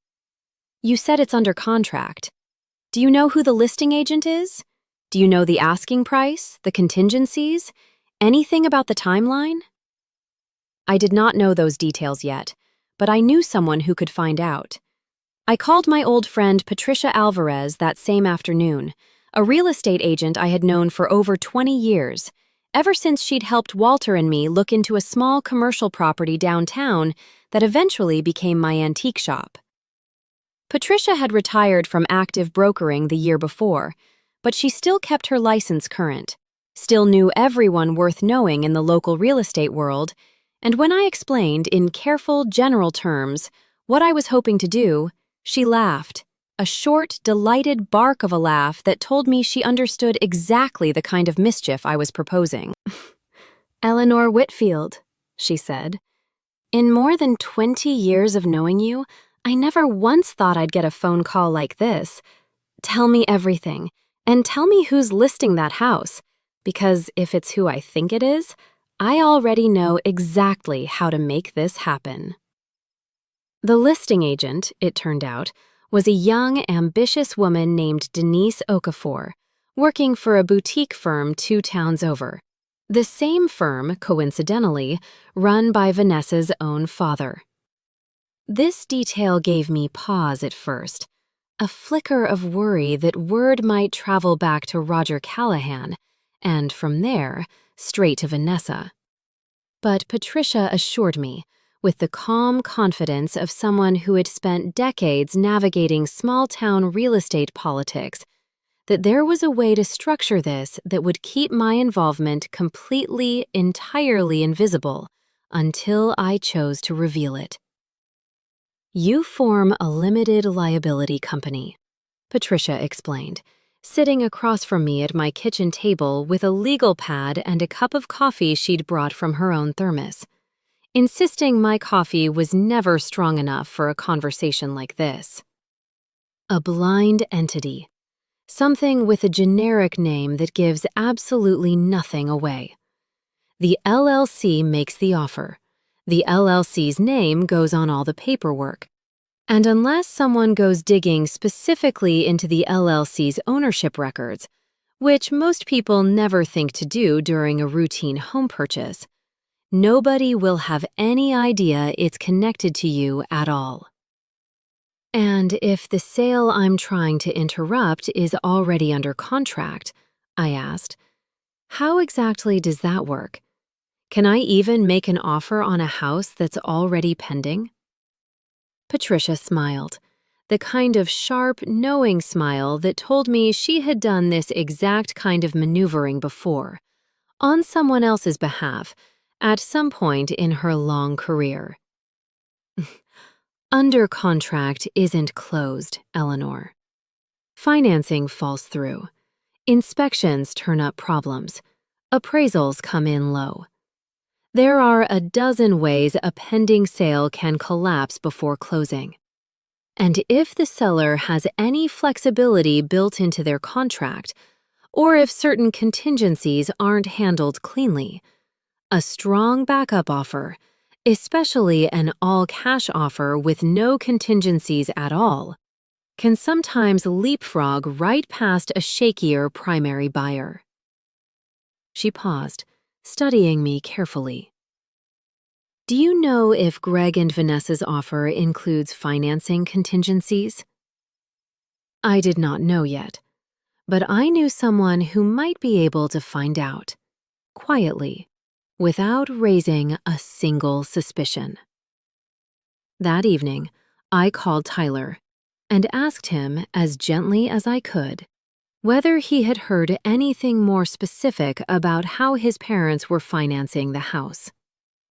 He called me back 2 days later, his voice hushed, clearly speaking from somewhere private in his dorm room. "I heard Dad on the phone with the mortgage broker," he said. "They're doing a conventional loan, but Grandma, I heard him say something about the appraisal coming back lower than the offer price. He sounded stressed about it. Said something about needing another 2 weeks to sort out the gap."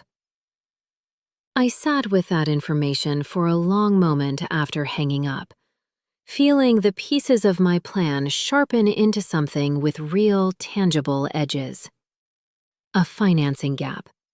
A stressed buyer, scrambling to cover the difference between what the house was worth and what he'd agreed to pay for it. Using, I now understood with cold certainty, money that was never really his to spend freely in the first place. This was precisely the kind of vulnerability Patricia had described. The crack in a pending deal that a strong, clean, all-cash backup offer could slip through.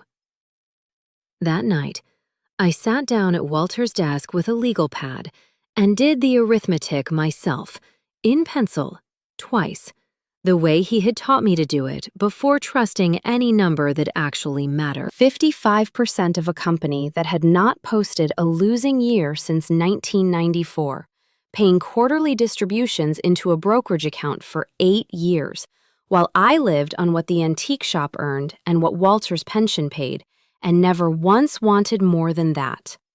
I underlined the total at the bottom of the page and sat looking at it for a while. $1,140,000 and change.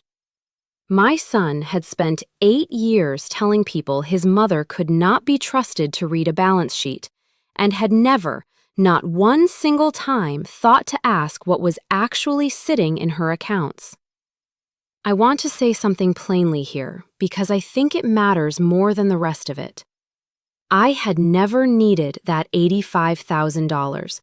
Not for a doctor, not for a roof, not for a single day of my life. That was never what the theft was about. It was about a dying man's last instruction being forged into somebody else's down payment, and about the assumption underneath all of it, the quiet, comfortable assumption that I would be too diminished, too grateful, or too tired to ever sit down and count. "Patricia," I said when I called her back the following morning, "I want to make an offer on that house. All cash, no contingencies, and I want it to be enough that the seller cannot possibly refuse it, even with an existing contract on the table." There was a brief pause on the line, and when Patricia spoke again, I could hear the smile in her voice. "Now that," she said, "is going to be very, very satisfying to watch unfold." Over the following 2 weeks, while Greg and Vanessa continued planning their move, oblivious, confident already, I later learned, choosing paint colors for the master bedroom, I worked quietly with Patricia, Margaret, and a newly formed LLC called Birchwood Holdings. A small, deliberate joke, naming it after the street where Walter and I had built our entire life together, to assemble a cash offer on the Ashbrook Estates house that no reasonable seller could turn down. Greg and Vanessa were under contract at $740,000 on an appraisal that had come back at $712,000, which left them $28,000 short before a single closing cost was even counted. Birchwood Holdings offered $755,000, all cash, no financing contingency, no appraisal contingency, a 14-day close, and earnest money large enough that the sellers understood immediately we had no intention of walking away from it. And I need you to understand something about all of it. This was not, for me, primarily about the house itself, though I confess there was a certain grim satisfaction in the idea of it. This was about proving, to myself first and to everyone else second, that the woman my son had tried to fold up and put away in a senior apartment still had the power, the resources, and the sheer strategic patience to reach into the exact life he was trying to build for himself and quietly, legally, completely rearrange it.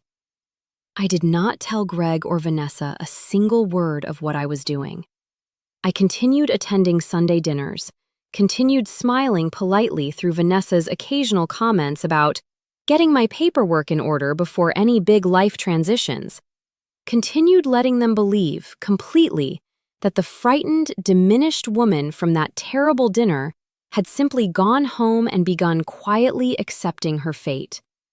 They had no idea, sitting at their own dinner table, making plans for a future built on stolen money, exactly how carefully and how completely that fate was about to change. The financing gap Greg was scrambling to cover turned out to be larger than even Tyler's overheard phone call suggested. Frank Doyle, continuing his own quiet review of the trust and the company's finances, uncovered something else entirely during that same window of time, Something that added a new and deeply unsettling layer to everything I already understood about what my son had been doing behind my back. It involved company funds, a supposed consulting expense that Greg had approved without board review, and a name on the invoice that made Frank go very quiet when he first showed it to me.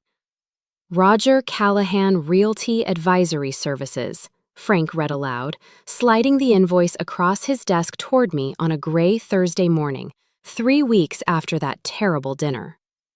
$11,000, paid out of company operating funds 2 months ago, for what's listed here as market analysis services related to potential expansion opportunities. He paused, watching my face carefully. Eleanor, we've never done business with Roger Callahan's firm. Walter never trusted him, not once, not in 20 years of watching him operate in this town. And there's no expansion project on our books that would require this kind of consulting work. I stared at the invoice, feeling something cold uncoil in my stomach. You're telling me Greg paid his father-in-law $11,000 of company money for services that don't exist? I'm telling you, Frank said carefully, that this looks a great deal like Greg funneling company funds to Roger, likely to help cover exactly the kind of financing gap you're describing, dressed up as a legitimate business expense so it wouldn't raise flags in a routine audit. He leaned back in his chair, rubbing his temples. This isn't just fraud against your personal trust anymore, Eleanor. If I'm reading this correctly, and I believe I am, this is Greg misappropriating company funds, funds that belong to all the shareholders, including you, including me, to finance his own family's real estate purchase. I sat in that worn leather chair for a long moment, absorbing the full, ugly shape of what my son had built. It was not simply that he had stolen from me, it was that he had stolen from the company his father built with his own hands, funneled that money through his own father-in-law's business, and used the proceeds to chase a lifestyle his wife had been coveting for years, all while telling anyone who would listen that his aging, irrelevant mother should be quietly relocated somewhere she would stop being an inconvenience to everyone's plans. Document all of it, I said finally, my voice very steady. Every disbursement, every invoice, every irregularity you found or suspect. I want a complete file, Frank, because when I finally sit this family down and show them exactly what I know, I want there to be absolutely no room left for denial, no room for explanation, no room for anyone to say I misunderstood. Frank nodded slowly, already reaching for a folder. You're building quite a case, Eleanor, he said, and there was something in his voice that sounded almost proud, the way Walter used to sound when I made a decision he hadn't expected, but respected completely. Walter would be... He stopped himself, clearing his throat, and I understood, without him needing to finish the sentence, exactly what he had almost said. I know, I said quietly. I think about that every single day. The weeks that followed were some of the strangest of my entire life. Outwardly calm, inwardly humming with a kind of focused intensity I had not felt since the early years of building the antique shop with Walter's encouragement, back when we were young and everything still felt possible. I attended every Sunday dinner. I complimented Vanessa on her new haircut. I listened, with a carefully composed expression of polite interest, as Greg described in increasingly excited detail the investment opportunities he was exploring for the company's future.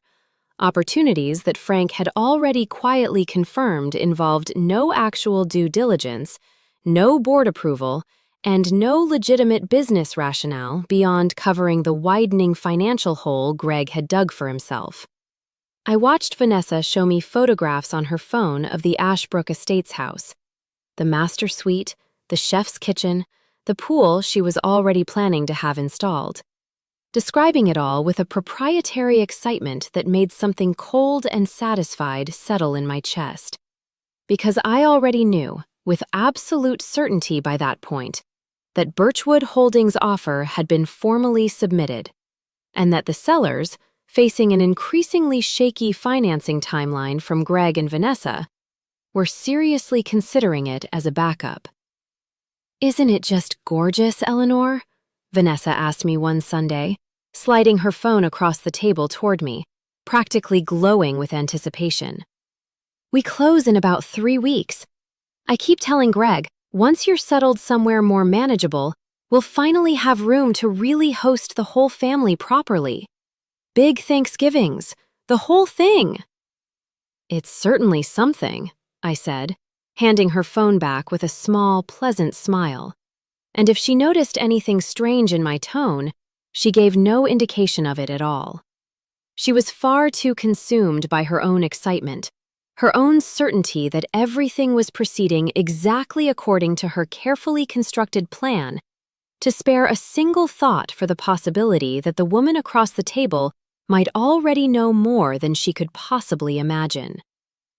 Meanwhile, Margaret Chen had been working with a forensic document examiner to formally verify what we already suspected: that the 3 disbursement authorizations on my trust account bore forged signatures, executed with a level of skill and familiarity that pointed unmistakably towards someone who had studied my actual signature closely.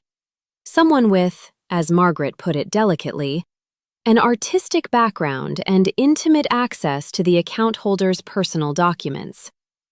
The report, when it finally arrived, was unambiguous. The forgeries were not mine, and the handwriting patterns, cross-referenced against samples Margaret had quietly obtained from Vanessa's public social media posts and an old greeting card I still had tucked in a drawer, pointed directly, conclusively, toward my daughter-in-law. I sat with that report in my lap for a long time the evening it arrived, feeling something in me that was not quite surprise, because on some level I had already known, but which still landed with a fresh, sharp pain. The particular grief of watching a suspicion transform into undeniable, documented fact. My own daughter-in-law had forged my signature 3 separate times to steal money my dying husband had set aside to protect me. Frank Doyle finalized the formal shareholders meeting notice that same week, scheduling it for a Saturday morning, 6 weeks after that terrible dinner, at the company's main conference room, with all shareholders, myself, Greg, and Frank, formally required to attend, along with a legal representative to document the proceedings. The stated agenda, worded carefully by Margaret to give away nothing prematurely, simply read, "Formal review of officer conduct and trust administration, matters of company governance." Greg, when he received the notice, called me almost immediately, his voice carrying a note of surprised confusion that would have been almost funny if the stakes hadn't been so serious.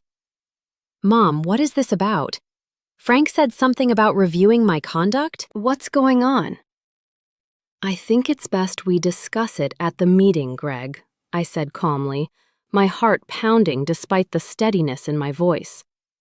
Frank felt it was time for a more formal review of some company matters. I trust his judgment.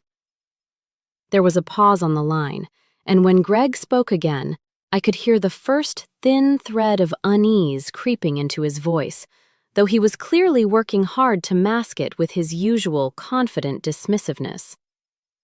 "This seems a little dramatic for a routine review, Mom. Is everything all right? You've been a little distant lately." "I'm perfectly fine," I told him, and it was, strangely, the truest thing I had said to my son in months.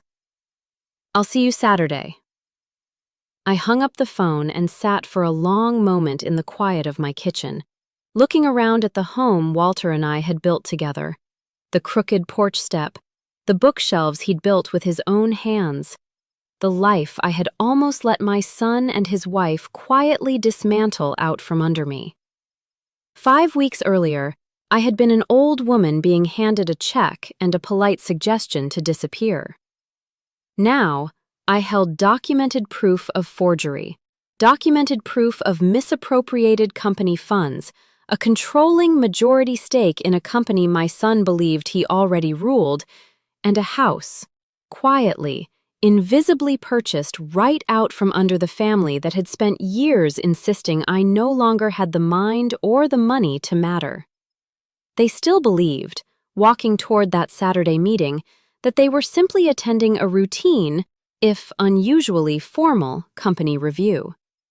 They had no idea they were walking directly into the center of everything I had spent 6 weeks carefully, patiently building. And in exactly 9 days, in a conference room inside the company Walter built with his own 2 hands, everything they had constructed on top of my quiet compliance was finally, completely, going to begin coming apart. The 9 days leading up to the shareholders' meeting passed with an almost unbearable slowness, the kind of waiting that makes every ordinary moment feel charged with significance. I spent them finalizing details with Margaret, reviewing Frank's documentation one final time, and quietly closing on the Ashbrook Estates house through Birchwood Holdings. Greg and Vanessa's financing collapsed entirely on the very first of those 9 days, exactly as Patricia had predicted it might, and the sellers terminated their contract that same afternoon.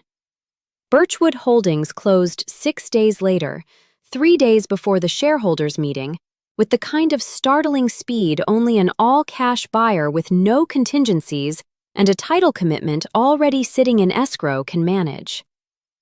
I remember standing in the empty, stone-faced colonial the afternoon the sale finalized, walking through rooms Vanessa had described to me in such loving, entitled detail, running my hand along a kitchen island that would have belonged to her, standing in a master suite she had already mentally decorated.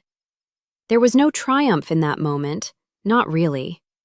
Mostly, I felt a quiet, settled certainty, the same feeling I imagine Walter must have felt every time he closed a difficult deal. The satisfaction not of cruelty, but of correction, of a scale finally tipping back toward balance after years of being weighted unfairly against me. I had decided by that point exactly how I wanted to reveal everything, and it was not going to happen quietly, in a private conversation over coffee, the way Vanessa might have expected an aging, timid mother-in-law to handle things.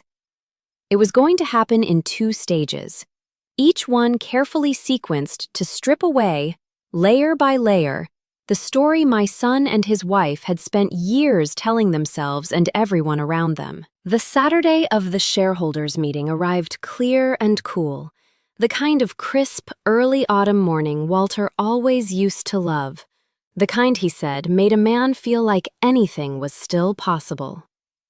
I dressed carefully that morning, choosing a simple, tailored charcoal suit I had bought years earlier and rarely worn, the kind of understated elegance that said nothing loudly, but everything clearly to anyone paying close enough attention. I looked at myself in the mirror before I left, an old woman with steady hands and steadier eyes, and for the first time in longer than I could remember, I recognized, fully and completely, the person looking back at me. Frank was waiting when I arrived at the conference room, along with Margaret, who had come as my formal legal counsel, and a court reporter Margaret had arranged to transcribe the proceedings. A detail I noticed made Greg's confidence flicker visibly the moment he walked in and saw her setting up her equipment at the end of the table. "What's she doing here?" Greg asked, gesturing toward the court reporter, his voice carrying an edge of genuine alarm now, the casual dismissiveness of 6 weeks earlier entirely gone. "Documentation," I said simply, taking my seat at the head of the table, the seat that had always, technically, belonged to me, though I had rarely bothered to claim it in the 8 years since Walter died. "This is a formal shareholders' proceeding, Greg. I want an accurate record." He sat down slowly, glancing between Frank's carefully neutral expression and Margaret's folder of documents, and I watched something uncertain, something almost frightened, begin to creep into his face for the first time in years. Mom, seriously, what is this about? I opened the folder in front of me, taking my time, letting the silence stretch just long enough to feel uncomfortable, the way Walter used to before delivering difficult news in a business meeting. A technique he'd taught me decades earlier, without either of us imagining I would one day use it against our own son. 8 years ago, I began, my voice calm, measured, carrying easily across the quiet room. Your father established a trust in my name. $85,000 set aside specifically for my care, my dignity, and my future. You were named co-trustee at his request because he believed, and I quote his exact words to me, that you would do right by me. I paused, watching my son's face drain of color, watching Vanessa, seated beside him though she had not been formally invited, though I noted her presence anyway, go very still. That trust is now empty, Greg. Every dollar of it withdrawn, across 3 separate transactions, using authorization documents bearing my forged signature. Mom, I can explain. You handed my grandson a check, I continued, my voice not rising, not wavering, cutting through his attempted interruption with the same calm precision Walter used to use on stubborn contractors who'd tried to cut corners. $85,000, the exact amount stolen from that trust, and you told me, at my own dinner table, in front of my grandson, that it was time for me to find myself a senior apartment. Was that before or after you decided I would never notice the money was gone, Greg? The silence that followed was total. I watched Vanessa's hand, which had been resting on the table, curl slowly into a fist, watched the color drain from her carefully made-up face as she began, visibly, to understand exactly how much I already knew. That's not, Greg started, his voice cracking slightly. Mom, that money was always going to come to the family eventually. I just thought. You thought, I said, and for the first time, real steel entered my voice. That I was too old, too foolish, too distracted by grief to ever look closely enough to notice. You thought wrong. I slid the folder of documents across the table toward him. The forged signatures, the forensic handwriting analysis, the trust disbursement records. I have proof, Greg. Documented, verified proof of forgery and breach of fiduciary duty. I could press criminal charges against you this afternoon if I chose to.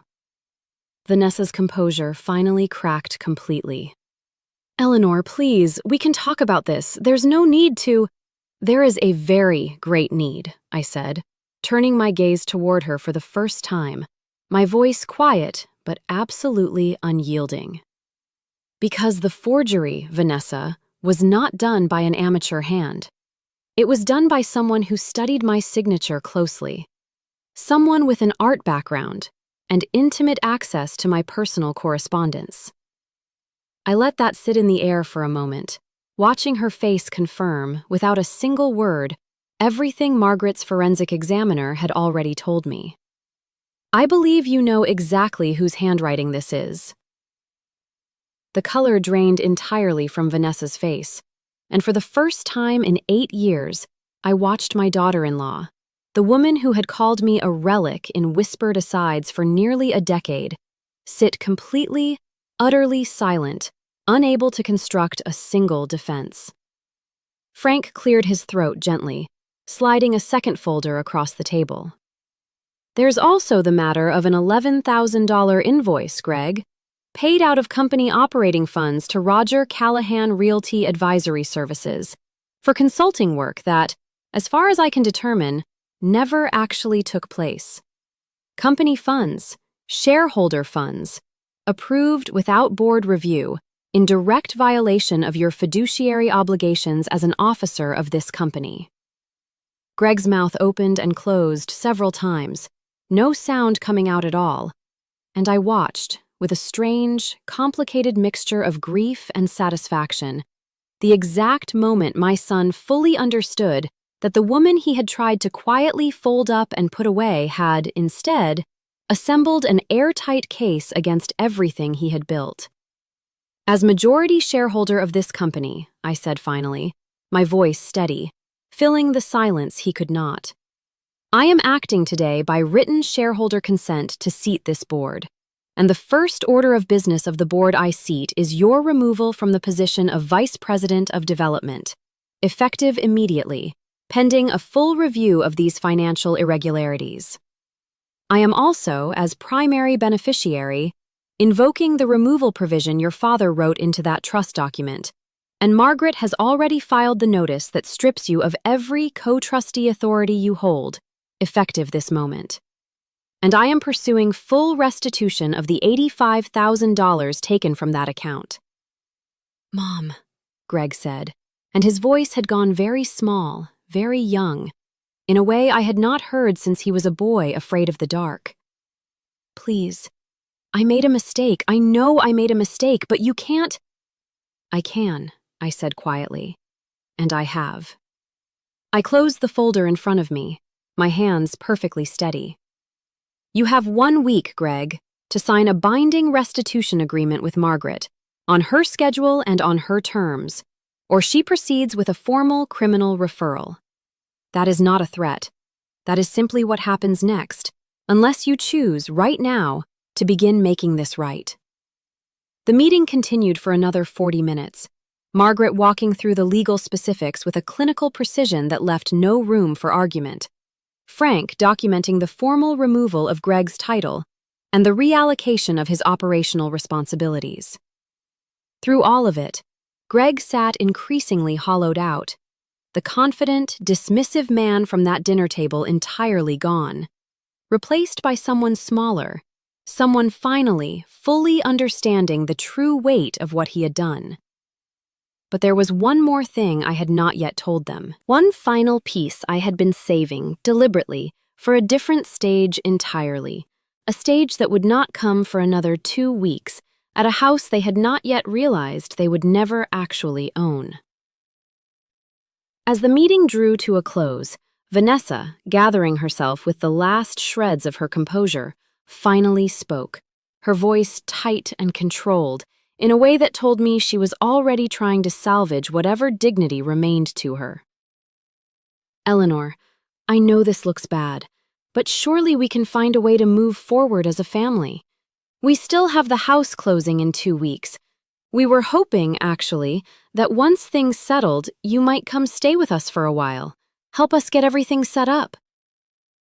I looked at her for a long moment, feeling something almost like pity beneath the anger, watching her cling to a plan that had already, unbeknownst to her, entirely collapsed. "Vanessa," I said gently, almost kindly, "there is something you should probably know before you make any more plans around that house." She blinked at me, confused. "What do you mean?" "The sale fell through 9 days ago," I said. "Your financing gap. I understand it became rather insurmountable." I paused, watching realization begin to dawn, slow and disbelieving, across her face. "The house sold to another buyer. All cash. No contingencies. Closed 3 days ago, actually." Beside her, Greg did not look up from the table, and did not say one word in his own defense, and I understood then that he had known for 9 days and had not been able to find the sentence that would tell his wife. "That's not possible," Vanessa said, her voice suddenly sharp with panic. "We were the primary offer. We had a signed contract. The sellers wouldn't have just—" "They would," I said quietly, "if a stronger offer came in, and their financing partner recommended taking it rather than continuing to wait on a shaky loan approval. These things happen in real estate. Timing is everything." I gathered my folder, rising slowly from my chair, feeling the full weight of 8 years finally, completely settling into its proper place. I looked at my son, hollowed and silent, and at my daughter-in-law, beginning to understand that something larger than a stolen trust had slipped entirely out of her control. And I delivered the final piece, the one I had been saving, the one that would not fully land until a very particular moment 2 weeks from now, at a housewarming dinner they did not yet know they would never be hosting. "I do hope," I said softly, gathering my coat, "that you both enjoy learning who actually bought your dream house. I think you'll find the reveal rather interesting." And with that, I walked out of that conference room, leaving behind a silence so complete I could hear my own heartbeat, and drove straight to Ashbrook Estates to stand once more in the quiet, sunlit kitchen of the house that now, entirely, completely, belonged to me. The 2 weeks between the shareholders' meeting and what I had come to think of, privately, as the reveal, were strange, suspended weeks, filled with an anticipation I had not felt since I was a young bride waiting for Walter to come home from his first big job. Greg, true to the ultimatum Margaret and I had laid out, scrambled desperately to arrange repayment of the trust, liquidating a retirement account, taking out a personal loan against his and Vanessa's remaining assets, humbled in a way I had genuinely never witnessed in my adult son before. Frank kept me updated on the company's internal restructuring, on the board's unanimous decision, once presented with the documented evidence, to support my formal removal of Greg's title. But I had one more thing to do, and I wanted to do it properly, deliberately, in front of the people who most needed to witness it. So I invited the entire family, Greg, Vanessa, and Tyler, to what I described, in a carefully worded message, as a small dinner to discuss where we go from here as a family. I did not tell them where. I simply gave them an address on the Saturday 2 weeks after the shareholders' meeting at 6 o'clock in the evening. I watched through the front window of what was now my house as their car pulled slowly into the cul-de-sac, both of them craning their necks in obvious confusion at the address, at the stone-faced colonial with the manicured lawn and the realty sign, now marked sold, still standing near the mailbox.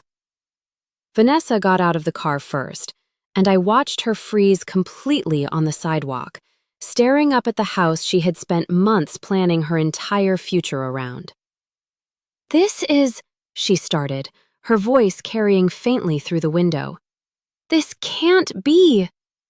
I opened the front door before she could finish the sentence, standing in the doorway of my own new home, dressed in the same tailored charcoal I had worn to the shareholders' meeting, and I smiled, genuinely, warmly, at my grandson standing slightly behind his stunned parents, his eyes wide with a dawning, disbelieving understanding. "Welcome," I said simply. "Please, come in. Dinner's almost ready." Greg stood on the front walk for a long moment, staring at me, at the house, at the realty sign, putting together, piece by devastating piece, exactly what had happened. "Birchwood Holdings," he said finally, his voice barely above a whisper. "That was you. The all-cash offer. That was you the entire time." "It was," I confirmed, stepping back to let them into the front hall, watching Vanessa's eyes move across the exact kitchen island she had once described to me with such proprietary longing, now belonging entirely to the woman she had called a relic for nearly a decade. "I bought your house, Vanessa. The one you'd already picked the paint colors for. The one you were going to host the family Thanksgivings in, once I was safely tucked away somewhere more manageable." Vanessa's face had gone white, then a deep, mottled red, her composure finally completely shattering. "You can't do this," she said, her voice rising, cracking with something between fury and disbelief. "This isn't fair. You can't just take everything." "I didn't take anything," I said, and my voice remained perfectly calm, perfectly level, even as something fierce and clear burned steadily behind it. I bought a house, with my own money, entirely legally, at a fair market price the sellers were happy to accept. What you did, Vanessa, forging my signature, stealing from a trust meant to protect me, funneling company funds through your own father to cover a financing gap.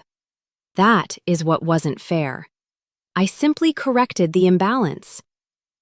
Greg sank slowly into one of the dining chairs I had recently purchased, his head in his hands, and for a long moment, nobody spoke at all. Tyler stood quietly near the doorway, watching his parents unravel in front of him, and when he finally caught my eye, I saw something in his expression that was not quite pride, but was close enough to it that my own eyes stung unexpectedly. "Mom," Greg said finally, his voice rough. I don't know what to say. I know I can't fix this. I know sorry isn't enough. I was so focused on what I thought I deserved, on what I thought Dad would have wanted, that I convinced myself I was entitled to just take it. Take control. Take the money. Take your home out of the equation. He looked up at me, and for the first time in longer than I could remember, I saw genuine, unguarded grief in my son's face. I turned you into an inconvenience instead of my mother. I don't know how to undo that. You don't undo it, I said quietly, sitting down across from him at the table Walter would have loved, in the house that was now entirely mine. You simply decide, from this point forward, who you actually want to be. That choice is still available to you, Greg. It always will be. But it starts with real accountability, not performances of regret. Vanessa remained standing near the doorway, arms crossed tightly over her chest, her earlier fury curdling now into something more like humiliated silence. I did not offer her the same gentleness I had extended to my son. Not that evening. Some repairs take longer to earn than others, and I was no longer in the business of pretending otherwise simply to keep an uncomfortable peace. Here is what happens now, I said, addressing the room, my voice carrying the same calm, unshakable authority I had used in that boardroom 2 weeks earlier. Greg, your removal from the vice president position stands.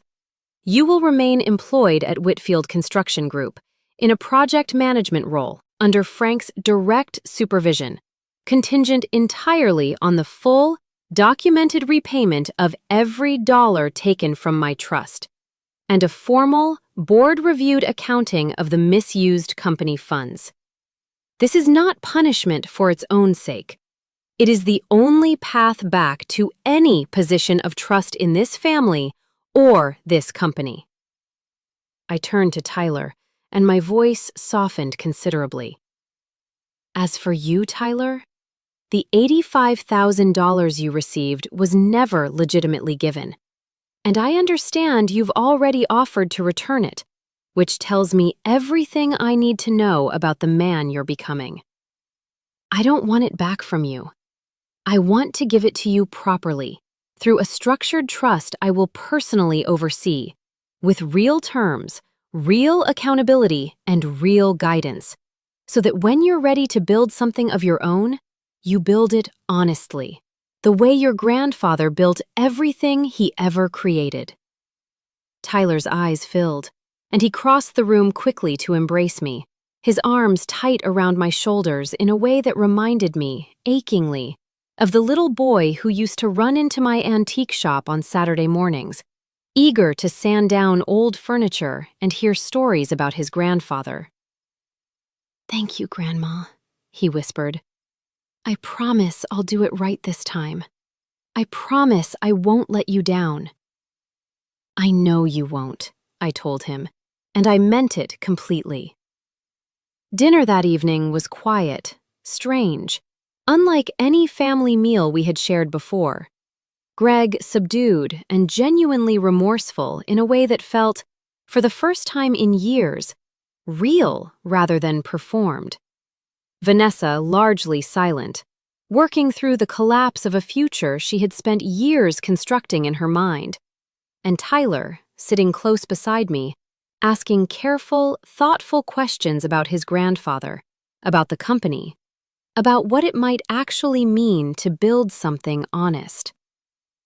I watched them leave that evening, driving away from the house that would never be theirs, back to a life that would look very different from the one they had been planning. And I stood in my own doorway for a long moment, watching the taillights disappear around the cul-de-sac, feeling the strange, complicated weight of a victory that carried real grief inside it. I had not wanted, in the end, to destroy my son completely. I had wanted, more than anything, to stop being erased by him. Frank had been right that morning in his office with his reading glasses off. Being useful to someone is not the same as being loved by them. And I had spent 8 years trying to earn the second thing by quietly supplying more and more of the first, and standing there, in a house I had bought with money my son never even knew I had, in a life I had quietly, deliberately rebuilt around my own strength instead of his convenience. I understood, finally and completely, that those two things had never actually been in conflict at all. The months that followed brought their own slow, careful reckonings, each one unfolding at a pace I had not expected, but which felt, in retrospect, exactly right. Greg repaid the trust in full within 4 months, working longer hours than I had ever known him to work, humbled in ways that reshaped, slowly, the way he spoke to me, the way he spoke about me to others. It was not a fast forgiveness. I did not offer him one, and I do not believe, even now, that he expected it. Trust, once broken so completely, does not simply reassemble itself because the debt has been repaid. It rebuilds slowly, brick by careful brick, the same patient way Walter used to build everything worth having. Vanessa, for her part, never fully recovered her old confidence, at least not around me. The story of what happened, inevitably, made its way through the small circles she had spent years cultivating so carefully. The country club acquaintances, the school fundraiser committees, the social architecture she had built her entire identity around. I did not spread it myself. I never once told a soul outside the necessary legal and financial channels. But small towns have their own quiet ways of learning the truth, and by the following spring, I understood, from certain careful silences at community events, that Vanessa's carefully constructed reputation had suffered considerably, not because I sought revenge against her specifically, but simply because the truth, once it exists on paper, has a way of eventually finding daylight on its own. I want to be honest with you about something because I think it matters. I did not take any particular joy in watching Vanessa's social standing crumble. There is a difference, I have come to understand, between justice and cruelty, and I tried, throughout everything I did, to stay firmly on the correct side of that line. My goal was never to destroy my daughter-in-law. It was simply to stop protecting her from the consequences of what she had done, and to stop absorbing, quietly, the cost of her contempt. Tyler thrived.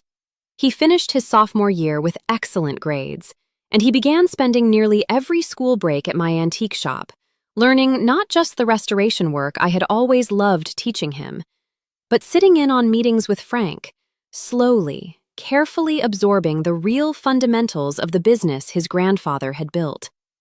I set up his trust exactly as I had promised, with clear milestones, real oversight, and quarterly meetings where he had to present in detail exactly how he intended to use the funds and why. He complained once, gently, that it felt like a lot of accountability for money that was technically already his. Your grandfather built an entire company from a broken-down truck and $4,000, I told him, smiling. He did it with patience, with honesty, and with the understanding that nothing worth having comes without real accountability attached to it.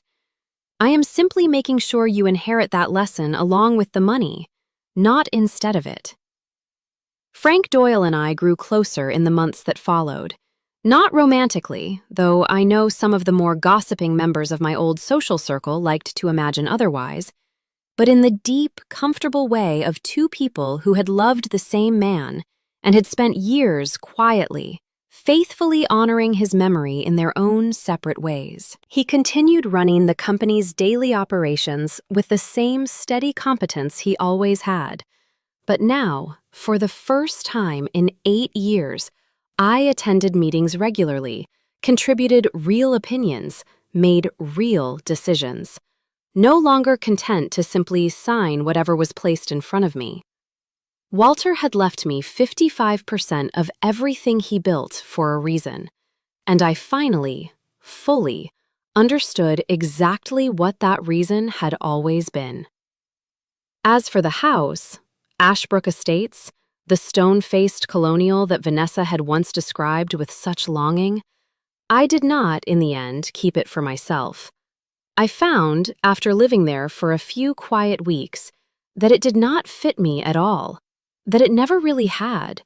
It was too large, too polished, too disconnected from the crooked porch step and the bookshelves Walter built with his own hands.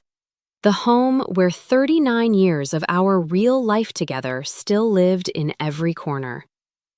Instead, I established a small scholarship foundation in Walter's name, funded partly by the eventual sale of that house, offering trade school and small business grants to young people in our county who wanted to build something honest with their own 2 hands. The exact same chance Walter had once given himself with nothing more than a broken-down truck and a stubborn refusal to quit. I moved back to Birchwood Lane, to my crooked porch step and my paid-off house and my antique shop 3 days a week, exactly where I had always belonged, exactly where I intend to stay for whatever years I have left. Not because anyone forced me there, because I chose it, fully and completely, as the life that had always actually been mine, regardless of what anyone else had once assumed I would eventually be too frail, too foolish, or too irrelevant to keep. I think about Walter often, sitting on that porch in the evenings, watching the light change over the same yard where our son once played and our grandson once learned to swing a hammer properly. I think about the promise Walter made me all those years ago at this very table, that he did not want me ever depending on anyone for my dignity, not even our own son. I understand now, in a way I could not have understood in the raw grief of those early years, exactly how much foresight lived inside that promise, and exactly how much strength he trusted me to find, whenever I finally needed it. There is a lesson in this story, I think, beyond the satisfaction of watching a careless, cruel plan collapse under the weight of its own arrogance. It is this: the people who count on your silence are almost always the same people who have never once bothered to ask what you might actually be capable of if you finally decided to stop staying quiet.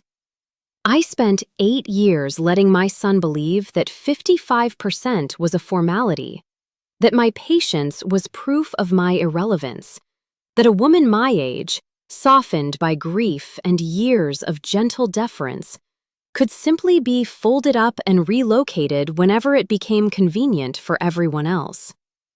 I was never any of those things. I was simply waiting, without fully realizing it myself, for a reason clear enough and cruel enough to finally remind me. If there is a piece of your own life where you have been quietly, patiently absorbing someone else's contempt because you believed it was easier than confrontation, I want you to sit with something tonight. Strength does not always announce itself.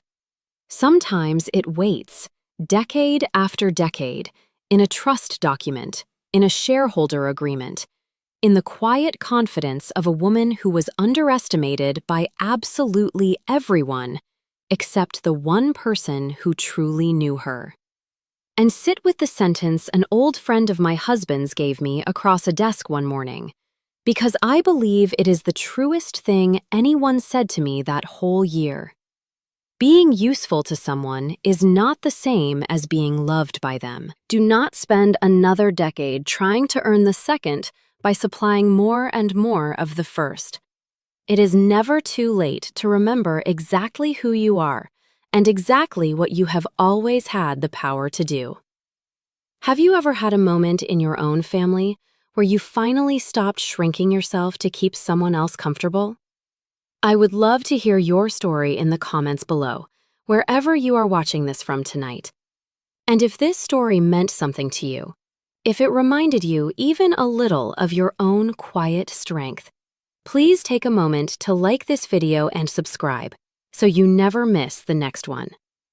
Thank you for spending this time with me.